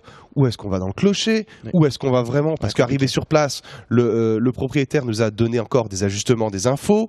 Pourtant, on avait un dossier complet. Donc, je pense effectivement qu'on a dû passer à côté de quelque chose. On s'est peut-être pas focalisé sur une ou 2 légendes. Avec le recul, j'aurais bien aimé me focaliser à 100% sur le cimetière et le sanctuaire de la Madone, puisque c'est là que sont parties les légendes, et peut-être moins me focaliser sur les colonnes qui pleurent et le moine. En fait, les colonnes qui pleurent, on a expliqué. Les colonnes, on l'a expliqué très simplement, très rapidement, la demande d'explication que posait ce phénomène. Voilà, il y a un lino dessous, il y a le fleuve le Lino, c'est très humide, le toit au-dessus est troué, la pluie elle passe et ça fait une sorte de cercle et les colonnes servent de tuyaux entre le plafond, c'est un conduit. C'est pour ça qu'il y a ça. Bon, on a perdu beaucoup de temps avec ça, mais au moins on a eu on l'a fait, on a eu un bout d'explication sur un truc. Maintenant, c'est clair que ça n'explique absolument pas ce que l'on raconte sur la présence du diable, sur les péchés des moines, ce qu'on y a vécu, ce qu'on y entendrait. Est-ce que vous y retourneriez à l'abbaye de Lucedio ou pas ? Oui. Toi, oui. Moi, oui. J'y retournerai parce que j'ai au-delà du calvaire du tournage, personnellement, oui, tu dis quelque chose de très juste dans l'épisode. Et je pense que c'est cette phrase. Quoi, déjà, il y a quelque chose qui se tapit ici. Ah oui, d'accord. Il y a quelque chose qui est tapis. Il y a quelque chose de puissant à l'abbaye de Lucedio. Une présence, il y a un truc fort. Et dans RIP, on admet nos erreurs, on admet nos faiblesses, nos techniques, et je pense que pour cette enquête, il y a eu un manque, on est passé à côté de quelque chose, et je sais qu'au jour d'aujourd'hui, si on y revenait avec nos méthodes, nos façons de faire, on ferait différemment, et je pense qu'on passerait pas à côté de cette chose. On a touché du bout du doigt, un petit peu, mais on n'a pas été le chercher. Donc ouais, moi j'aimerais bien. Donc Anton serait pour y retourner, toi Denis ? Oui, moi je serais pour surtout pour le cimetière de Daola en fait. Parce que moi il s'était passé un truc avec Seb. Avec Seb dans la crypte là. Et il s'est vraiment passé un échange de questions-réponses pendant une séance de VP qui, voilà, on a beau dire ce qu'on veut, c'est pour nous sur le moment, c'est pas possible qu'il y ait eu autant de chance que ce soit le hasard. Que pour un échange comme ça, c'est pas possible. On a vraiment eu des choses, on a eu une espèce d'ombre, mais on a eu surtout cet échange de bruit à chaque provocation.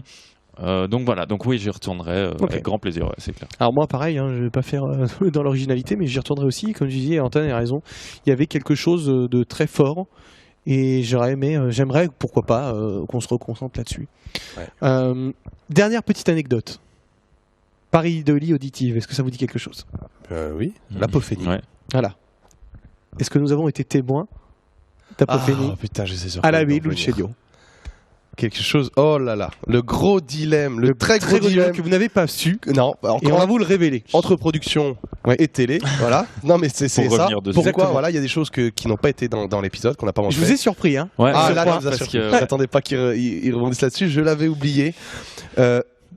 Encore une fois, avec le recul, si on l'a pas montré, c'est parce qu'on était, encore une fois, trop carré, trop sérieux.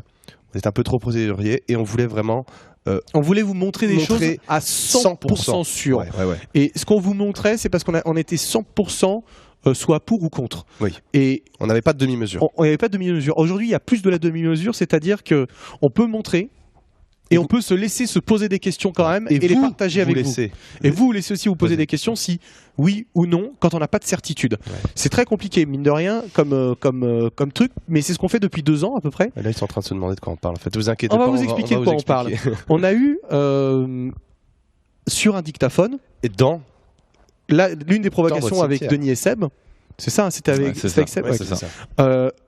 On a enregistré un son qui est incroyable et on entend quasiment à l'unanimité tous Dieu n'existe pas. 9 personnes sur 10. 9 personnes sur 10. Et on se dit, c'est bon les mecs, C'était comment on a c'était la comme ça, preuve irréfutable qu'il y a quelque chose. Ouais. Dieu n'existe pas. Dieu n'existe pas. Incroyable. Même là, j'en reparle, j'ai la colonne vertébrale qui se durcit tellement. Est-ce que vous vous souvenez de la tronche du preneur de son, de Stéphane Stéphane, si tu le regardes, quand on a fait écouter ce truc-là, la moitié du staff a voulu se suicider. Sachant que Stéphane est croyant. Ouais, bien sûr. Voilà. Et là, t'entends Dieu n'existe pas. Tu dis, oh putain, on est dans l'endroit où il y a le démon, il y a le diable, les sorcières. Et malheureusement, il se passe un truc assez incroyable. Comme quoi, le matériel aussi influence sur les résultats, Beaucoup. Ouais. Sur nos décisions. sur nos décisions. C'est que avec ce dictaphone, Ce avec un vieux casque, dictaphone, enfin c'était un Oui. vieux, c'était un c'était- Olympus on l'a plus maintenant. numérique, on l'a Oui. plus, mais c'est sûr que si on utilisait le zoom ou le DUI qu'on a maintenant, on n'aurait pas de certitude, Non. on aurait une certitude, pardon. Oui. On le passe dans les machines à nettoyer du Exactement, technicien du et son, on a le plus saurait ça. tout de suite. Ouais, On puis là, l'avait c'est pas, oui là. ou non. Voilà, là on l'avait pas. Et on a ce dilemme-là, on l'entend avec ce dictaphone et ce casque. Oui. Et dès que, je me souviens parce que c'est moi qui l'ai mis sur l'ordi. Oui. Quand vous êtes parti sur Donner Tournée, j'ai dit ah c'est bon, moi je m'en fous, moi je vais le mettre sur l'ordi, tout, c'est pas possible. Et là, on n'entend plus rien. Puisque les dictaphones ont des fréquences d'enregistrement qui sont différentes des ordinateurs portables, des téléphones ou autres. Et lorsqu'on le met sur l'ordinateur, d'accord, on entend quasiment plus ces sons parce que les fréquences sont trop basses. Donc il faut mettre un casque spécial et avec le casque spécial qui va chercher dans ces fréquences, on l'entend. Le problème, c'est que les gens à la télé ne l'auraient pas entendu. Non. Ou très peu, très mal. Il aurait fallu le refaire. Il aurait nous, fallu le refaire. ce qui aurait été un fake, Voilà. et ce que l'on ne fait pas, le refaire nous pour que vous puissiez l'entendre. Voilà. Donc ça, c'était hors de question. Ma question est la suivante est-ce que il est envisageable que ces vieux dictaphones soient plus sensibles? Là, tu me poses la question où je suis quasiment, je suis même plutôt très carré là-dessus. Je l'ai écrit dans le manuel du chasseur de fantômes partout. C'est pour ça que je te la pose. Pour moi, les vieux appareils ne donnent que de fausses interprétations. Ok. Puisque la plupart des gens qui utilisent des magnétos à cassette ou autre chose, ben forcément, ils le posent sur leur table, ils laissent tourner la nuit. Il suffit que tu bouges dans ton drap, hein, que tu tapes contre le truc en bois et tu dis oh mon Dieu, il y a un fantôme qui a tapé à ma porte. Pour moi, les vieux appareils, voilà, ne donnent que de fausses interprétations puisqu'ils n'ont pas les qualités d'enregistrement adéquates pour pouvoir Mais est-ce faire que une c'est écoute précise et de là, savoir. on est dans une sorte de mini débat parce que Mais j'ai compris ce que j'ai s'il y a compris où saison tu veux en 5, venir. vous verrez qu'on ne sera pas forcément d'accord. J'ai et on compris où aura tu veux d'autres en trucs. venir. Là, tu veux faire Mais- un clash. Qu'est-ce qu'il y a? Tu veux qu'on en vienne aux mains tout de suite là? Mais est-ce que tu crois pas que ce nouveau matériel a peut-être tendance à tout ou trop corriger? Oui, c'est une question, c'est hein. un argument fort. C'est un argument où je suis obligé d'avouer que le matériel de pointe avec ses enregistrements ne laisse pas la place à la supposition que la manifestation de fantômes ou autre peut se faire sur certaines bandes ou autre chose que le nouveau matériel n'enregistre pas ou ne capte pas. Oui, tout à fait. Donc là-dessus, je suis d'accord. Vous avez eu Là, un c'est- avant-goût de ce qui vous attend en saison 5, s'il y a saison 5 bien un sûr, jour. bien sûr. Parce qu'on vous l'a déjà dit, on n'a pas tous la même vision, on a envie d'utiliser plus de champs. Mais voilà, pour moi, les vieux matériels, c'est comme les vieilles histoires dans les livres ou autre chose. À chaque fois, on retrouve des photos du 19e siècle, du début du siècle, où voilà, je pense au fantôme de Ryan Holm, qui est super connu. Voilà, mais on n'a pas de photos récentes. Et donc, c'est soit à l'époque, les fantômes, ils se montraient plus, hein, ou deux. Pour moi, les vieux appareils, ils captaient des mouvements de lumière ou des Tout à fait. sonores, voilà, qui étaient mal interprétés. Est-ce que RIP va mettre cette démarche à défi? J'espère bien. Voilà. J'espère bien qu'on Gros on y tease travaille. peut-être hein. sur le futur. Voilà. On y travaille, Ouais, qu'on n'y fortement. travaille pas pour rien, ouais, ça serait Ouais, cool. c'est clair. Voilà, c'est vrai on a l'idée de mettre en confrontation. Dernière question sur le Val matériel. Sinestra avant de passer à la minute perso, La la minute minute de de fou. Lucidio. La minute de Lucidio, pardon On l'a messieurs. déjà perdu, ça y est. Est-ce que Dieu existe ou pas? Tu m'emmerdes, nul ta question, tu me fais chier. C'est pour rebondir sur le VP. Est-ce que pour vous, est-ce que c'est un vrai EVP ou est-ce que c'était une erreur, c'était un artefact? Alors, encore C'est une pour fois. ça que je vous pose ça. Bon, c'est pas vas-y, dit Denis, commence, parce que moi, Moi- je vais pas réussir à être concis comme d'hab.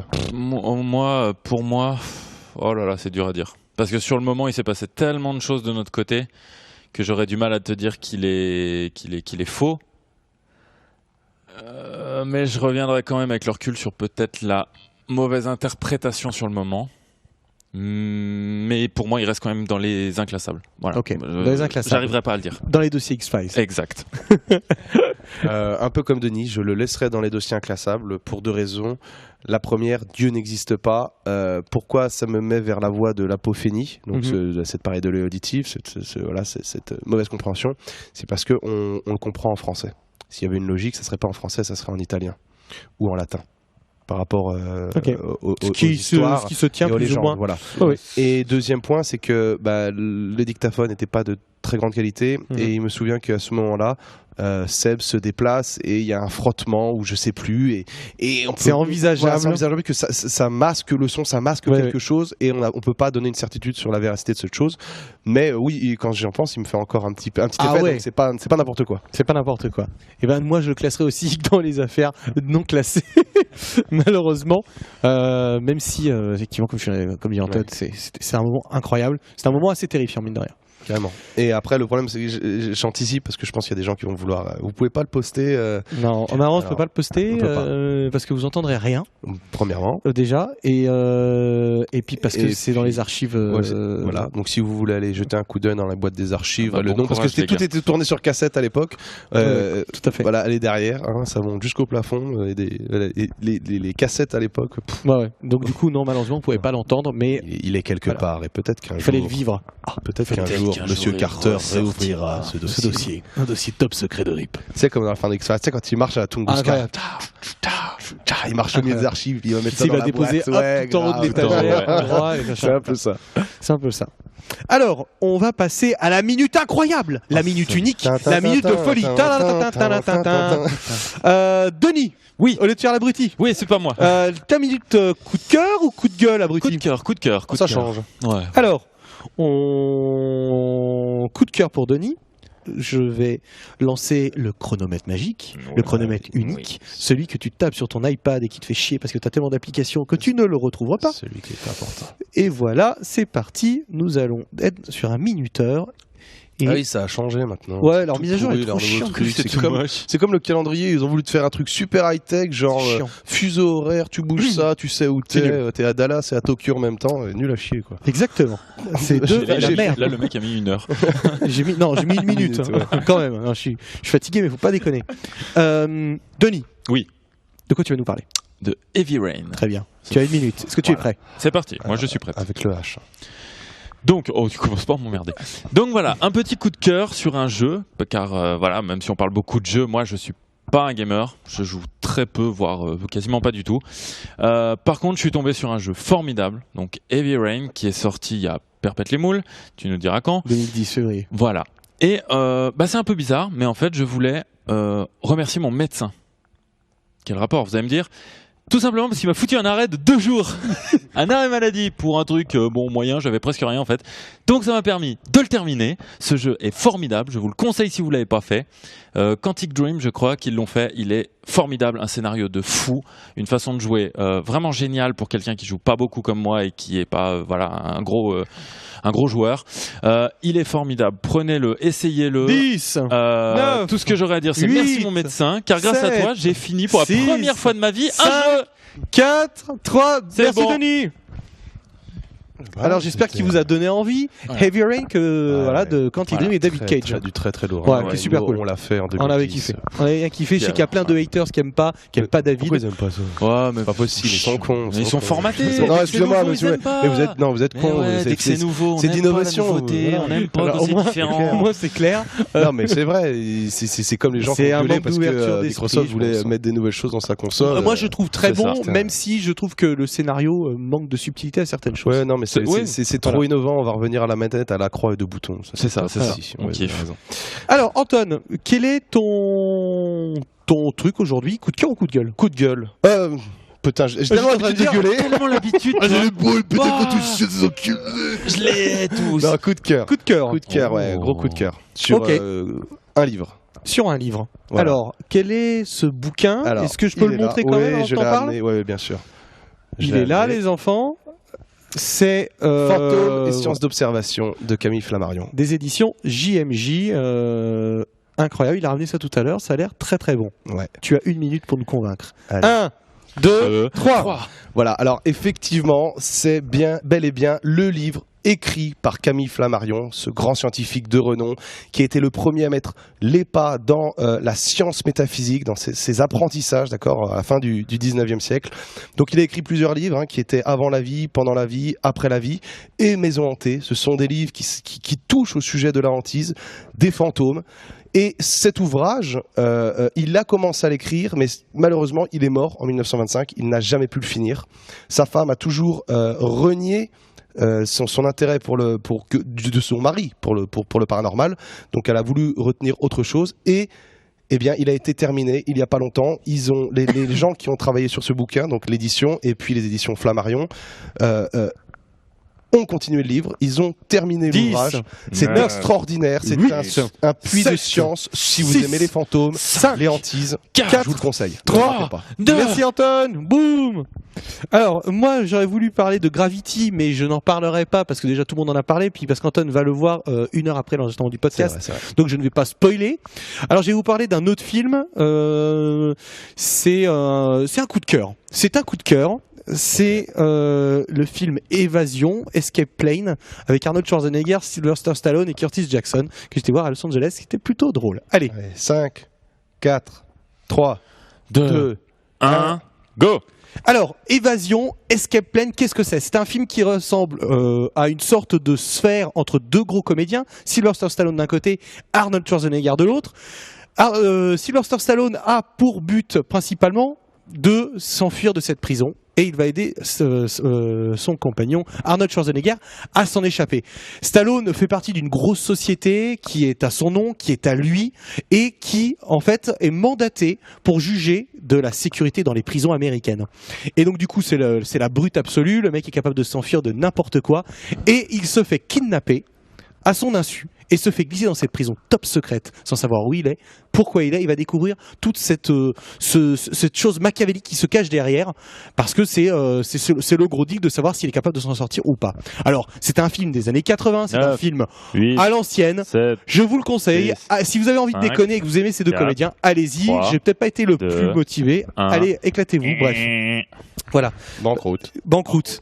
Et oui, j'avais envie de parler de Gravity et donc du coup je me suis rabâché là-dessus parce que quand tu m'as dit que... donc du coup j'ai enlevé le truc. C'est pas grave.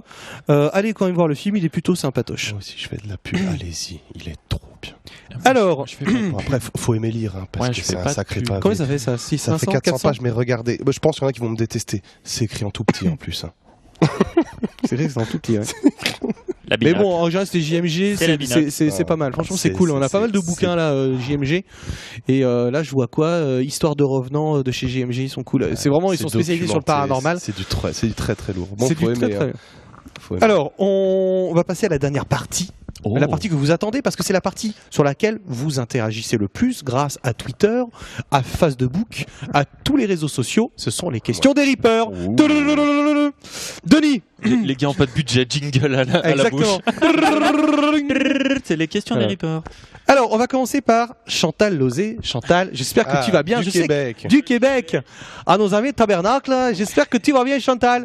Alors, on va poser des questions à chaque fois. Qui répond, vous faites comme vous voulez. Oui, on va s'arranger. Si elles sont notifiées par quelqu'un, je vous le dirai. Oui. Sinon, on y répond. Quelles sont vos phobies Et où, à quoi ne voudriez-vous jamais être confronté lors d'une enquête? Ok, vas-y, Denis. Alors, Est-ce que tu vas révéler ton secret? Moi, c'est seul dans le noir. Voilà, c'est fait, c'est clair, c'est bien net. que c'est la merde pour un chasseur de fantômes seul Voilà. dans le C'est noir. vachement Regardez bien paradoxal. Mais oui, regardez c'est bien ça. l'épisode de Oushka, vous C'est- comprendrez. ouais, vous allez en comprendre un bon paquet. Et après, à quoi je voudrais jamais être confronté? Alors, ça va pas être vraiment paranormal parce qu'il faut être terre à terre quand même sur les enquêtes. J'allais dire un visiteur, ça me fait penser à quelque chose, mais un imprévu d'ordre humain qui traînerait sur le lieu et qu'on n'aurait pas vu ou qui se serait faufilé pendant l'enquête. Ok. Ça serait vraiment le pire truc pour moi. Bah, je vais répondre à la même chose que toi. Moi, sur l'enquête, j'ai pas plus de phobies que ça. Mes phobies sont ailleurs. Mais sur l'enquête, j'en ai pas. Mais par contre, oui, j'ai la même emmerde que toi.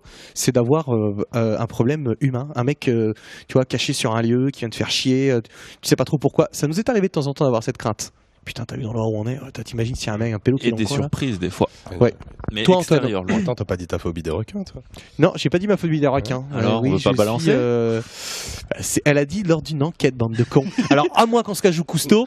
Avant, elle a dit ça? Ouais, ouais. Ah, j'ai cru que Elle c'était était lors d'une merde. enquête. Ah, Ah, bah on est désolé d'avoir balancé que t'as peur des requins. Putain, les envoyez-lui plein de requins blancs, photos hein, de les autres requins. blancs. Ouais, on va lui plein de photos de requins. Ouais. Putain, quelle horreur. Euh, C'est une connerie. Bah alors moi de mon côté non j'ai pas de phobie vraiment. Non, Pas du tout. il casse la gueule aux phobies déjà. Ouais. Tu vois, moi, le noir, tu casses la gueule. Les mecs, ils leur cassent la gueule. Le requin, je lui pète la gueule. Non j'ai pas de phobie et en enquête non pareil je pense que j'aimerais pas être confronté alors pas autre chose à un propriétaire qui essaye de nous piéger. Je crois que je rentrerais tellement dans une colère que je lui fracasserais la tête contre un Voilà, mur. donc c'est ce que Voilà. je disais, casser la Donc gueule. non s'il vous plaît faites pas de piège quoi c'est pas très drôle. Ouais ça plutôt un mec qui a une mauvaise intention. Déjà Une mauvaise à la intention. base, Ouais. il nous appelle, il arrive à écrire, je sais pas, un témoignage ou machin, il arrive à s'entourer d'amis qui racontent Ouais. la photo, et que tu te rends compte à la fin que c'est un setup. Ah, alors là, non, là, je peux Ouais, pas. et c'est quand même très piège parce qu'on l'a quand même vécu à Villa de Coriano avec les cambrioleurs. Ouais. Oui, mais là, Et- c'était pas voulu, c'était pas intentionnel. Je sais, mais Tu vois tu te souviens quand on est ressorti, on n'enquête plus de la même façon. Ah non, carrément. Parce que Carrément. tu dis, attends, moi j'ai envie d'enquêter tranquillo. Moi, quand je vous ai dit, j'ai vu cette putain d'ombre noire, tu sais, au début, ouais, mais on est en extérieur, machin. J'ai dit, putain, les mecs, Ouais, j'ai c'est dit que j'ai vrai. vu une ombre noire qui nous C'est regardait, comme ça. Alors tout le monde flippe parce que dit, putain, c'est un fantôme, mon Dieu, c'est à mort. Et en fait, c'était des cambrioleurs. Ouais. On parlait de Lucedio. Lucedio aussi. Lucedio. Ouais. Oh, La voiture putain, qui s'arrête Lucedio. au cimetière une fois, deux fois, trois Ouais. fois, les quatre mecs Ouais, qui sortent de ouais. la Ouais, voiture pour essayer de braquer. Ouais. Ok. Ça Donc, aussi, c'est Merci Chantal c'est pour, pour nous ça. rappeler ces moments assez Ouais. compliqués. Ouais. Et je crois que c'est la chose qu'on déteste le plus. ouais, carrément. Et d'ailleurs, s'il vous plaît, on le répète, si vous voulez aller dans les maisons hantées, abandonner autre chose. Ouais. N'y allez Munissez-vous pas, d'autorisation. n'y allez pas, c'est dangereux. Franchement, vous savez, Ouais. en extérieur, on sait Ouais. jamais sur quoi on tombe. C'est clair. Voilà. Ensuite, David Vampkill. Salut à la Team RIP. J'avais une question qui me turlupine depuis que j'ai vu l'abbaye de Lucedio. Ça concerne l'expérience intéressante, même si elle ne donne rien, de la salle test avec la mise en place des panneaux réfléchissants et la projection de lumière noire. Pour parler de cette salle et des autres que l'on trouve dans certains épisodes, ce sont des idées originales qui viennent de vous, ou bien ce sont des systèmes déjà inventés par d'autres et que vous avez repris, avec des résultats pour certaines expériences ou pas. Merci à vous. Merci David, tu écris très bien, c'est Ouais, très c'est agréable bien. de te lire. Merci David. On va y répondre puisque non, c'est ça le test. Ce sont des idées originales qui viennent de nous. Vous ne les trouverez nulle part ailleurs, dans aucun autre En tout cas, programme. que l'on sache quoi. Ah non, c'est sûr. Non mais ça se trouve, il y a peut-être un mec qui a fait la peut-être même chose. quelqu'un a quoi. repris autre chose. Ouais, il y a peut-être Ouais. une théorie pondue un jour, mais voilà. Ça, je m'en souviens personnellement parce que j'ai bûché dessus, voilà, comme un petit érudit digne de ce nom, parce que je trouvais ça assez cool de pouvoir mettre en pratique certaines théories inexplorées ou que voilà des idées originales qui te viennent en tête. Pourquoi, comment, est-ce qu'on peut faire jouer, on a fait jouer de quoi, l'humidité, la réfraction, pas la réfraction humaine, la répulsion humaine, la lumière noire, tout ce genre de choses, la récréation d'images 3D. Donc on s'est dit comment le mettre en place, et non, ce sont des idées originales que nous avons mis en place, personnellement, dans l'équipe. Voilà, Ok, très bien. ça vient de nous. J'espère que tu as eu ta réponse, David. Ensuite, Dorothée Filoute, petit doudou, pardon. Petit dodu. Petit doudou. Petit doudou. Hello Denis et toute l'équipe, voilà une petite question qui est la voix off que l'on entend dans chaque épisode. Il me semble ne pas avoir reconnu l'un de vous. C'est normal, c'est pas nous. C'est normal, c'est pas nous. Ma très chère Dorothée, ce n'est pas nous, ce qui change en saison Ou 4. pas encore. Mais non, c'est un comédien, je ne sais pas qui c'est. C'est un comédien à place parisienne qui fait plein de trucs. Donc voilà, pour la question. Dorothée. Vincent Ricard. Bonjour Denis, c'est juste une question à propos du RIP Tour. Je suis avec ma compagne très intéressée par cette proposition et sachant que la France est grande et les lieux à explorer sont nombreux, il serait judicieux de penser à cibler des lieux pour des zones géographiques éloignées pour que les éventuels participants puissent connaître un patrimoine de leur région. C'est beaucoup plus émotif si on a un lien géographique. Et RIP pour ton poisson rouge.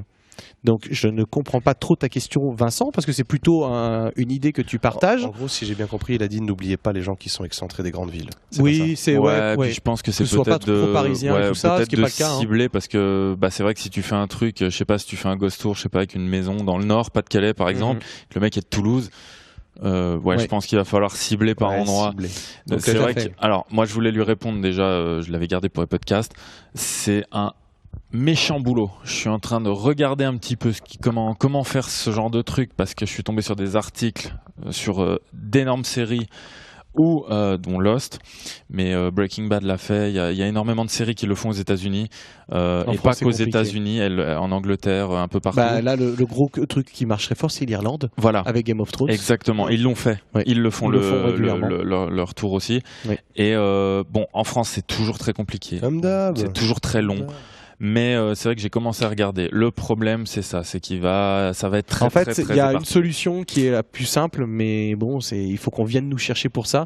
Il faut que ce soit mandaté par une agence de voyage. C'est ça. Il y a des petites agences de voyage qui font ce genre d'événements, avec des conseils, ce genre de choses. Pour l'instant, on est encore un peu petit, je pense, c'est ça la problématique. Le truc, c'est qu'on pourrait peut-être faire, mais par. On pourrait faire, mais ce serait une fois dans l'année. Ce serait un événement, en fait. Ce serait un événement, et puis ça reviendrait sûrement très cher. Je pense qu'on serait dans les 200-300 euros par tête, par personne pour venir pour le faire, parce que sinon c'est pas possible. Ou peut-être juste avec réservation, en fait, sur un lieu, tu vois, faire une espèce de soirée spéciale. Nous, on peut toujours organiser sur place, tu sais, le lieu, à faire un buffet, une participation pour les gens. Mais tout ce qui est transport, hôtel, ça reste. Franchement, il y aurait entre 200-300 euros par personne. Si on peut faire un deal comme on le fait sur nos tournages, c'est-à-dire aller dans un endroit, dealer avec un hôtel, dealer avec un truc, dire voilà, on fait une soirée spéciale, il va y avoir des réservations, il va y avoir il nous faut tac, combien vous. J'y ai pensé, mais c'est encore un projet. À élaborer. Mais c'est faisable. C'est faisable, mais ça reste compliqué. Et même aux US, c'est pas donné. Une soirée avec Taps, j'ai regardé, c'est $175 en standard. Donc après, tu sais, les Américains fonctionnent toujours à l'upgrade VIP machin. T'as le truc à 225 et t'as le dernier prix qui est à 550 et tu manges le lendemain avec Jason et Grant. Mais aux États-Unis, tu peux traverser le pays pour $30 en avion. Nous, chez nous, pour traverser le pays, tu vas faire un Lille-Marseille, ça va te devenir à 300 € le TGV. Super. Oui, je sais. Donc à voir, c'est toujours. Donc on ne baisse pas les bras, c'est des choses que l'on entend, on vous entend, mais il faudrait très clairement que des 17 daignent nous diffuser pour développer l'engouement. D'ailleurs, je crois que ça va devenir un hashtag, comme ça on le dit à chaque podcast. Et merci hashtag des 17 diffusés RIP. Merci à tous les tweetos. Tous les gars qui sont sur Twitter qui nous suivent, je vous ai vu, vous me mettez en copie à chaque fois avec Ara Aprikian, qui est le patron des 8 et des 17. Donc, c'est pas négatif des 17, même si on le dit toujours, c'est pas négatif. D'après les derniers échos qu'on a eu cette semaine, on sera diffusé un jour. Mais un jour. Ils font ce qu'ils veulent. Ils font ce qu'ils veulent. Et c'est leur droit, ils font ce qu'ils veulent. Donc, continuez à mettre des petits tweets sympas. Ils les lisent. Continuez à le faire, parce que de toute façon, c'est ce qui fait bouger les choses. Merci à vous. Et on va passer au suivant. Cédric Herny. C'est une question très intéressante. Je ne sais pas si on l'a déjà posée. Comment faites-vous pour financer votre matos ? Il appartient à la boîte de prod ou c'est votre matos perso ? Et aussi, où trouvez-vous votre matos ? Alors, très simple. Pour la saison 1, le matos venait exclusivement de nous, tout le monde, puisqu'on était l'association. Voilà, tout à fait. Et au jour d'aujourd'hui, c'est toujours notre matériel, puisque RIP est une boîte de production, donc le matériel appartient à la boîte de prod, qui donc appartient à l'équipe RIP. Donc c'est notre boîte de prod qui est à côté. Il est entreposé à côté, il est bien à nous. Quant à où est-ce qu'on obtient le matos, ça dépend. Je ne peux pas vous dire où est-ce qu'on va le chercher, malheureusement. Mais c'est tout aux US quasiment. Voilà, on se fournit à l'étranger et certains matériels sont faits sur mesure. Voilà, il y en a qu'on trafique nous-mêmes, donc on fait un petit peu notre soupe, mais on va chercher tout ça à l'étranger. De toute façon, si vous allez chercher sur Internet, vous les trouverez les sites. Les ricains le mettent partout et tout, et c'en est un vrai business aux US. Après, faites attention à ce que vous achetez parce qu'il y a vraiment Ouais, il y a vraiment de la Il y a merde. vraiment de la merde. Il y a du Autant gadget. nous poser des questions du si vous gadget, avez là. des trucs, et puis de temps à autre on répond à ce genre de questions, même si on n'y répond pas trop. Et c'est pas qu'on est différent des Américains, c'est qu'on a eu beaucoup de problèmes au début. Des gens qui se sont fait passer pour nous, apporter nos couleurs. Ah oui. Avec du matin, vous vous souvenez quand même au sanatorium, là, à Salange Non, pas de Salange, de Passy. Passy. Passy. Et donc du coup, on se fait appeler par le service de sécurité parce qu'ils ont vu sur internet, ils croyaient que c'était nous, alors que non, pas du tout. Et on peut se faire griller des lieux intéressants. Exactement. et puis Donc c'est pour ça qu'on reste très discret sur le matériel, sur Ouais. les procédures et tout ça. Même Ouais. sur Facebook, hein, puisque on avait RIP Alsace, il y a eu- RIP, je sais plus Ah où, oui. des gens qui avaient Ouais. créé Et tu les as vus des les autres, RIP là en écrivant ouais, qui nous ont sommes fait des- RIP mais Ouais. spécialisés en Zip. Alsace. Zip. Non, Zip. non, Mais bon, c'était ouais, leur mais Zip, truc. c'est autre chose. Mais ils avaient pris les Zip, couleurs, l'écriture, ils Ouais. avaient quasiment tout pris aussi. On essaie de faire attention. Ouais. C'est pas qu'on est anti-concurrence, bien au contraire. Moi, je suis le premier à dire que si demain il y a un groupe sérieux en France qui se crée, tant mieux. Ça voudra dire que on n'est pas seul à faire la même chose. Je serais positif, mais Il j'ai envie que ça se fasse y en bien. a quelques-uns de groupes sérieux quand même. Il y en a Qui sont quelques-uns déjà de groupes créés. sérieux, Ouais. mais moi, seule chose que je vois, c'est une guerre perpétuelle sur Facebook. Ah bah oui, Et bah moi, ça ne m'intéresse changera pas. jamais. Ça. Voilà. Bien sûr, bien sûr. Faut pas parler, faut faire, faut agir. Thomas Corderet, vous aviez rien trouvé, mais j'ai vu d'autres vidéos sur cette abbaye assez flippante et le coup de la porte, Césarbe. Ok. Alors là, il revient sur Lucedio. Quand on est resté bloqué. D'après ce que je veux dire, vous n'avez rien trouvé. Si, on a trouvé beaucoup de choses. On a trouvé Mais plus rien de... dont on est sûr. Non, mais on a trouvé plus de choses que les Américains. Je suis désolé parce vrai. que ouais, il y a beaucoup de gens qui ont dit mais attendez, Taps ils ont trouvé plein de trucs, mais il faut quand même voir un petit peu plus loin que le bout de son nez. Taps n'a étudié que deux légendes. Ils n'ont pas été au cimetière, ils n'ont pas été au sanctuaire de la Madone, ils n'ont pas étudié le lino, ils n'ont pas voilà. Donc encore une fois, on a été peut-être plus scientifique, plus intello, plus relou si vous voulez. Mais moi, ça m'énerve quand on dit qu'on n'a rien trouvé. Enfin non, parce qu'après il va croire que je m'énerve contre lui. Non. Oui, effectivement, dans les résultats, tu as raison. On a juste trouvé l'explication pour les poteaux. On n'a rien de trouvé de paranormal. Le coup de la porte, pour l'expliquer, effectivement, tu as raison, de ton point de vue, de penser que c'est bizarre, parce que nous aussi, ça nous est paru bizarre, sachant que cette porte, on l'a pas claquée, on l'a pas forcée. Après, dire qu'une serrure qui se ferme ou c'est paranormal, non, je pense pas. Là, ce serait un peu tiré par les Surtout cheveux. dans un quoi. lieu de stage. Ouais, voilà. Faut pas oublier ça, hein, c'est que des fois, oui, les portes, ok, voilà, on est d'accord, les portes se ferment, les portes se claquent, les portes se bloquent. Oubliez pas qu'on est quand même dans des lieux très anciens, il n'y a pas non plus foule qui utilise ça. Donc voilà, oui, des fois, il y a des petites choses comme ça. Et ça, c'est RIP, on l'a toujours dit depuis le début, on ne s'arrête pas à ce genre de choses. Non. Vous le savez, on vous le montre, mais on ne s'arrête pas là-dessus. Après, effectivement, comme tu dis, on le montre, on le laisse, et c'est vrai que sur le moment, je vais pas le cacher, hein, Nico et moi, on s'est dit, mais merde, quoi. Ah ouais, Putain, on bien est sûr. enfermé parce qu'on a vraiment pas réussi à l'ouvrir. Je vous propose un truc. On a encore pas mal de questions. Ouais. Ok, on va vite alors. Je vois le compteur là et je vois qu'on n'a plus beaucoup d'espace. On est en direct. Hein. Ok. Plus beaucoup d'espace disque dur libre. Ok, on va vite Chouette. alors. On va essayer d'accélérer un petit peu les réponses. Ok. Vas-y. Valentin Bossy. Bonjour l'équipe RIP. Question, quand vous partez à l'étranger, pourquoi ne parlez-vous pas dans la langue du pays concerné? Entre parenthèses, en apprenant des phrases toutes prêtes par exemple. Je sais que Anton a donné son opinion dessus, mais lorsque vous étiez au château de Malaspina, il a parlé en italien et des réponses se sont fait voir. Pourquoi ne pas retenter l'expérience et quel est votre avis sur la généralité de Alors, cela? très rapidement, on a retenté l'expérience à Oushka. Donc Mhm. on parle en tchèque, On à essaye. Oushka, d'accord, Ou on en essaye. anglais là cette année. Avec des phrases prédéfinies en tchèque, Oui. d'accord. Ensuite, cette année en Roumanie, il y a des phrases prédéfinies Mhm. que l'on a fait faire ou qu'on fait en roumain, Oui. d'accord. Quatre En anglais, en Angleterre, nous Voilà, on parle on anglais a- couramment, donc voilà. tout sera en anglais. Voilà pour la réponse. Je suis content que tu l'aies lu. Merci, ça fait plaisir. Effectivement, j'ai déjà expliqué ce que c'est plutôt de la fréquence. Le langage, c'est une interprétation humaine. Donc, si on peut l'expliquer d'un point de vue quantique, ça sera des fréquences, des résonances sonores. Donc, il n'y a pas forcément de rapport entre la langue parlée et le contact selon le pays. Voilà, parce Tout à que fait. je suis désolé, les fantômes ou la quantique, la métaphysique n'a pas de frontières. C'est pas parce qu'on est en Italie ou en France. Voilà, pour moi, le langage, c'est ça. Exactement. Je l'ai déjà expliqué. Mais oui, les phrases prédéfinies, il y en a eu. Après, Oushka, je ne sais pas si ça a été traduit à certains moments. suis Parce pas que moi, sûr. je parle avec Terry en Ouais. tchèque. Je m'en souviens. Mais Après, il y a je sais des pas choses si qui ne sont passages ont pas été- forcément intégrées dans les les épisodes. montages aussi. Ça dépend s'il se passe rien, on les intègre pas. Merci, super question. Merci à toi. Nicolas Harel. Salut à toute l'équipe de RIP. Deux petites questions. Si demain vous aviez un investisseur qatari pour vous financer, quels seraient les grands changements que vous souhaiteriez faire? C'est énorme. Alors lui, il est énorme. Écoute ta question. La question, elle est énorme. Elle est vraiment sympa. Terrible. Tu nous prends un peu au dépourvu. Quels sont les grands changements que l'on ferait? Moi, je vous invite, est-ce que ça ne ferait pas l'office d'un podcast si nous avions des fonds illimités? Comment on divulguerait l'univers du Pas paranormal? un podcast entier, mais un sujet dans un podcast. Un sujet, voilà, un je sujet crois dans un que podcast. tu as soulevé une question. Ouais. On va pas pouvoir y répondre maintenant. Non, mais je parce pense qu'on va qu'on a faire plein d'idées, on a envie de faire plein de choses, mais comme ça va être compliqué. Ça serait pas Ouais, mal. non, puis là, ça va prendre 2 plombs à répondre, mais effectivement, oui, pour te répondre, on a beaucoup d'idées. On a des idées, on a des projets, on a des choses. Justement, lui donner une réponse vite fait, je pense que ça serait de faire le tour du monde. Sincèrement, de faire tous les lieux ailleurs. Dans les îles, l'Amérique centrale, l'Amérique du Sud, le Japon, la Chine. C'est clair. Ça serait avec un investisseur je pense que pour moi, il y aurait aurait aussi un centre de formation, un centre d'apprentissage, Ouais. parce que c'est méconnu. C'est vraiment quelque chose de méconnu, et je pense qu'à la base de tout, ça reste l'éducation et la culture. Et quand il y a des gens qui regardent des yeux un ovni, pour moi, c'est un manque de culture, c'est un manque d'éducation que de ne pas s'intéresser à ce genre de choses qui font partie quand même du pan de la science. Et c'est juste parce que la science n'a pas de réponse qu'elle décide de ne pas les intégrer dans ses questionnements. Tout à fait. Donc, moi, ça fait partie aussi de mes points. Okay.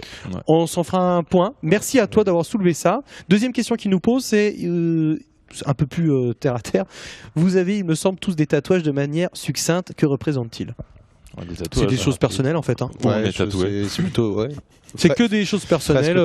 Qui représentent personnellement caractère, expérience de vie, personne proche, mode de pensée, ce genre de choses. C'est que ça. Merci pour cette question très intéressante, Nicolas Harel. Et tu es observateur. Ensuite, Aurélie Simon. Alors ça, c'est très cool parce que on a parlé récemment. Je la connais bien, tiens. Bonjour à tous. Pensez-vous un jour prendre une célébrité pour une de vos enquêtes? Cela pourrait plus vite faire connaître et quelques gens vous prennent plus au sérieux. Question con du jour signée Aurélie. Bon podcast, je vous soutiens à fond. Merci Aurélie. Alors, merci de ton soutien. Oui, c'est cool parce que la semaine dernière, j'ai eu la chance d'être en tournage pour la saison 3 de Plus ou moins Geek. Et il y a des gens que j'adore. Antoine les adore aussi. Des gens qui étaient invités sur le plateau, qu'on avait rencontrés il y a 2 ans maintenant chez France 3, chez Cactus. Ce sont les frères Bogdanov. Et je me dis, quitte à avoir des invités, autant avoir des invités qui partagent aussi notre opinion. Que de prendre à nouveau une Sophia Saidi qui au final va pas apporter grand chose à part de la communication. Pas des stars de la télé, pas des stars qui naissent des émissions Guignol Reste. Voilà, il faudrait vraiment. Matin, quand on avait entendu Josiane Balasco parler, qu'elle adorait ce genre d'émission, bah là pour le coup ça vaut le coup. Mais si c'est avoir une star pour avoir une star, non. Et est-ce que un jour Rip fera quelque chose avec les Bogdanov? Possible. C'est possible parce que on sait qu'ils nous apprécient, on les apprécie. Des célébrités intéressées par le paranormal, oui. D'autres maintenant, non. C'est fini, l'expérience est morte. Ouvert à ce domaine dans lequel on est. Oui. Exactement. Et tu verras, la France va se qualifier. C'était le message perso, ça. Non. Je vais très mal le vivre. Ça va être très dur pour moi. Ah, c'est pas grave. Je vais prendre. Truc se rétrécir là-bas sur l'espace. C'est génial. Putain, j'ai l'impression d'être dans 24. Là, on est dans un Prison Break là. Alors, Riyad, Valérie Salem. Bonjour à tous. Je viens de m'abonner depuis peu à Planète No Limites. Bravo, Merci. Bravo. Pour suivre vos émissions. Mais pourquoi cette chaîne ne diffuse-t-elle pas vos anciennes saisons en attendant la nouvelle? Car nous aimons beaucoup vos enquêtes, mais par contre, Ghost Adventure, nous n'accrochons pas du tout. Ils sont trop superficiels et pas crédibles. Alors, merci pour la première partie. La semaine prochaine, nous rentrerons dans le débat des émissions du paranormal en règle générale. Donc, il y aura une partie sur Ghost Adventure et TAPS. Pour la première partie, je te remercie. C'est vraiment cool déjà que tu sois abonné à nous. Et pour annonce, Planète No Limit va rediffuser la saison 1, la saison 2, la saison 3 pour lancer la saison 4. Dans l'intégralité. Dans l'intégralité. À partir, je pense, de décembre ou janvier, j'en sais rien. Ouais, décembre, janvier. Vous allez tout revoir. Tout va être rediffusé pour vous mettre dans le bain et vous préparer à faire des vues sur la saison 4, s'il vous plaît, si vous voulez pas qu'on disparaisse. Et là, préparez vos réseaux sociaux. Exactement. On va vous le rappeler. On va vous le rappeler. Exactement. C'est diffusé. Donc merci pour cette question et merci du soutien que tu nous portes, Valérie. À tous autres Reapers qui n'êtes pas encore abonnés, faites comme Valérie, s'il vous plaît, si vous voulez qu'on continue. Sinon, ça sent le sapin. C'est un acte. Romain Colli, à quand une diffusion en clair de RIP comme pour la saison 1 diffusée sur D17? Eh ben, Encore une énième question. Une énième question sur, les cartes sont dans les mains de D17. Les autres chaînes publiques gratuites, ça ne les intéresse pas. Ils ne veulent pas parler de paranormal. Voilà. On peut pas en dire plus. C'est ce qu'on disait d'ailleurs avec Igor et Grishka la semaine dernière. C'est que même eux, avec leur notoriété, n'arrivent mais vraiment pas à proposer quelque chose d'aujourd'hui en télé. Il faut du comique, il faut de la connerie, il faut des feux d'artifice. Même si je suis d'accord avec Igor, il me disait un truc très juste. Lui, il pense que le public est là, mais que les chaînes n'ont pas les couilles d'assumer cette thématique. C'est fort possible. Et on le ressent, nous. Hein. Ouais. On le ressent. Hein. Parce qu'ils font des tests de temps en temps, comme les petites émissions Halloween. Oui. Ils les font, les tests. Exactement. Mais ils ont pas les couilles, ils poussent pas plus loin. En général, ils se mouillent pas parce qu'ils reprennent des sujets qui ont déjà été c'est du vieux, revu et corrigé, comme on dit. Qui ont déjà été essorés, quoi. C'est clair. Oh putain, ça se rétrécit, les mecs. Ouais. On termine sa dernière question. C'est Thibaut Emonin. Bonjour Thibaut. Bonjour à toute l'équipe. Avez-vous le projet de faire participer une petite équipe de paranormal dans l'une de vos enquêtes? Je vous remercie d'avance. Alors, c'est Thibaut. Cette année, en saison 4, on a fait participer. C'était pas prévu, hein, on est arrivé comme ça. Une équipe anglaise de chasseurs de fantômes qui était très expérimentée. Qui avait beaucoup moins de matériel que nous, beaucoup moins de background et qui ont été moins dans des lieux comme nous, mais qui étaient très expérimentés de par l'ancienneté et le nombre de membres qui travaillaient avec eux. Alors, est-ce qu'en France on ferait la même chose? J'ai pas envie de te dire non. Moi en tout cas personnellement, parce que de dire non ça reviendrait à dire bon bah voilà, on est meilleur que les autres, on est prétentieux, mais par contre il faudrait vraiment que l'équipe ait au moins fait 5 enquêtes minimum, tu vois, un vrai résumé, qu'elle soit carrée, qu'il y ait une vraie proposition sérieuse. Il y a un dossier à lire, analysable, qu'est-ce que vous avez fait, tout ça, oui, qu'il y ait vraiment quelque chose de lourd c'est très compliqué parce qu'on n'a pas forcément les mêmes idées, il faudrait qu'on se rencontre de nombreuses fois avant, je pense, faire ça, quoi. Et c'est pas une décision que l'on prend à deux avec Antoine, c'est une décision aussi d'équipe ensemble. Ouais, je pense ça reste un sacré dilemme. Faut qu'il nous montre du lourd derrière quand même. Il faut quand même du lourd, et mine de rien, il y a la pression de la chaîne. Aussi, bien sûr. Ça il dépend faut pas de nous, justifier tout ce que l'on fait, les pourquoi, les comment, les machins. Parce que si c'est une enquête qui est diffusée à la télé, effectivement, alors là, il y a encore plus de personnes qui sont impliquées dans la décision. Voilà, on peut pas faire passer les gens comme ça à la télé, c'est pas possible. Alors, à moins que vous soyez responsable d'une association, d'un lieu réputé hanté en France, que vous êtes régulièrement les enquêteurs locaux, et que là, vous avez l'expérience, alors là, je vous invite très clairement à nous contacter, nous dire, voilà, on a tel lieu, on s'y rend souvent. Est-ce que vous voulez venir faire une enquête avec nous? On vous ouvre les portes de ce lieu. C'est ce qui s'est passé en Angleterre avec les chasseurs de fantômes. Là, ça facilite énormément, que ce soit pour la télé, pour nous, c'est sûr que là... Exactement. Et là, du coup, la télé se comporterait de façon différente. Donc voilà, j'espère qu'on a répondu à ta question, Thibaut. J'espère que la réponse te convient. Et je vous invite tous à continuer à poser des questions. Il y aura d'autres questions la semaine prochaine. La semaine prochaine, ce sera un podcast incroyable, unique, fantastique. Celui que vous attendez peut-être le plus. Oh oui.